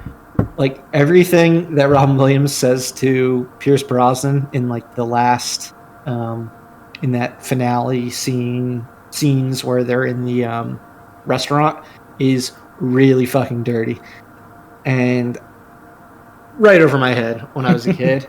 Not having a clue, just laughing because everyone's laughing. And Robin Williams is just like talking in funny voices and things like that. But my God, so much of that movie went over my head when I was a kid. Uncle Frank and Aunt Jack. Yeah. Yep. No idea No. they were a married or a couple. Dad. Yeah, Harvey Firestein. And Nathan Lane. That's like Yeah. it's like a gay power couple of the early 90s right there. That was pre-Burt. Wait, no, Nathan Lane's not in it. I thought he was Nathan Lane. No, that's the Birdcage. Birdcage. I was going to say, he was in that? That was before the Birdcage. But Who the fuck was I think it's just some random guy. some rando? But yeah, I mean, Robin Williams just Oh yeah. brings it all to this movie. He's out of his mind, and it is so goddamn funny. Anyone listening, I'm sure, is aware of the movie, but in it, he's divorced, or he's getting divorced, and so he can actually see his kids regularly because he loves his children. He applies to the nanny position as a woman, and it's an old English lady, so he's in a ridiculous outfit the entire movie, and just lots of shenanigans occur. But yeah, I think all of us love this movie. Yeah. It's a classic. Yeah, 93 is a powerhouse, and I remember seeing this in theaters as well too. It's just one of those movies that gets you, and it never gets old. Even now, I mean, it holds up well. Yeah, I think Murph hit on the head with the fact that like it's not just a kids movie. Like it's got a lot of stuff in there for adults, and like it just happens to also work for kids. Mm-hmm. So I like those because you can go back as an adult and watch it, and it's not nostalgia. It's not just nostalgia, but it's like it's got stuff for you. Yeah, you're enjoying it in a whole different way. Gives Yeah. the parents something to laugh at while you take the kids to the movie theater, and you realize as a parent, like this get it yet. Dude, when we were in good. middle school, our teacher turned it on, and she turned it off after like 10 minutes. She's like, "This movie's not for you kids." I was like, "Bitch, I saw this when I was like fucking 6. I seen this already. I'm twice. That was my Half-Life, and I saw this movie. Yeah. Um, Oh, you got to worry about your job, I guess, but that was just from the first scene of the movie yeah. when he's cursing as a bird in the cartoon scene. Oh yeah. But yeah, just It's a hilarious movie. Robin Williams, fantastic comedic and dramatic actor. Fucking sucks he's gone. Pierce fucking Brosnan too, and it is He was a great villain. He gets a drive-by fruiting. drive-by Yeah. food. He's just such a nice guy too. Yeah. That's But the funny thing. If they made this movie today, he would be cheating on her, or like not worthy. He'd have like a side piece or something like that. But in this movie, he's just kind of a stand-up guy. Yeah, he has one like shitty line where he talks about Robin Williams like as like a crappy dad or something like that. But he was. He's not 100% wrong. That's a crappy dad. That's turned like the into only thing where he could be seen as like an enemy. He turned into a really good And then dad, he but- did want to start the dinner without Mrs. Doubtfire being present, but he was also kind of creepy to him the entire. Or she was kind of creepy with him the entire She dinner. chucked a lime at his head. I wouldn't want her around dinner at all. What was his name? Yeah. Stuart? Oh, Stuart! I mean, maybe he just realized that it was a fucking grown man in a prosthetic suit. Also crazy the whole that, time. like, that was probably all of our introductions to Pierce Brosnan. Like, it wasn't James Bond. It was him being the replacement dad in Mrs. Doubtfire. I can't think of anything else I would have known him in before that. Yeah, I don't. I also remember the bus driver. Remember the creepy bus driver in that was hitting on Rob Williams in that movie? He was like, "Hey, madam, so where are you going this fine evening?" And then he notices that her legs aren't shaved. He's like, "You're what?" I don't think he cares, right? No, he was. He has no problem about it. He was more like into her at that point. Him. Yeah, he was like, "Oh, you're European." Oh God. So many great scenes. It's San Francisco. It's the early 90s. He's down with whatever. Yeah. But, my God, what a good movie. Yeah. All right. But that's all we have for today. Thanks, as always, for listening to us and for providing your feedback. Please like, follow, subscribe to our various pages, especially YouTube, because right now, this episode, you're actually going to be watching it with our filmed footage. If you are watching it on YouTube, this whole thing was redundant, then I'm saying. But if you're listening to it anywhere else, start subscribing and checking out our YouTube so you can see our ridiculous costumes that we were wearing at the beginning of this episode and everything like that moving forward. But as always, this has been Corey, Doug, JP, and Murph at Live Breathe Film. We'll be back next week, and we hope you are too. Thanks.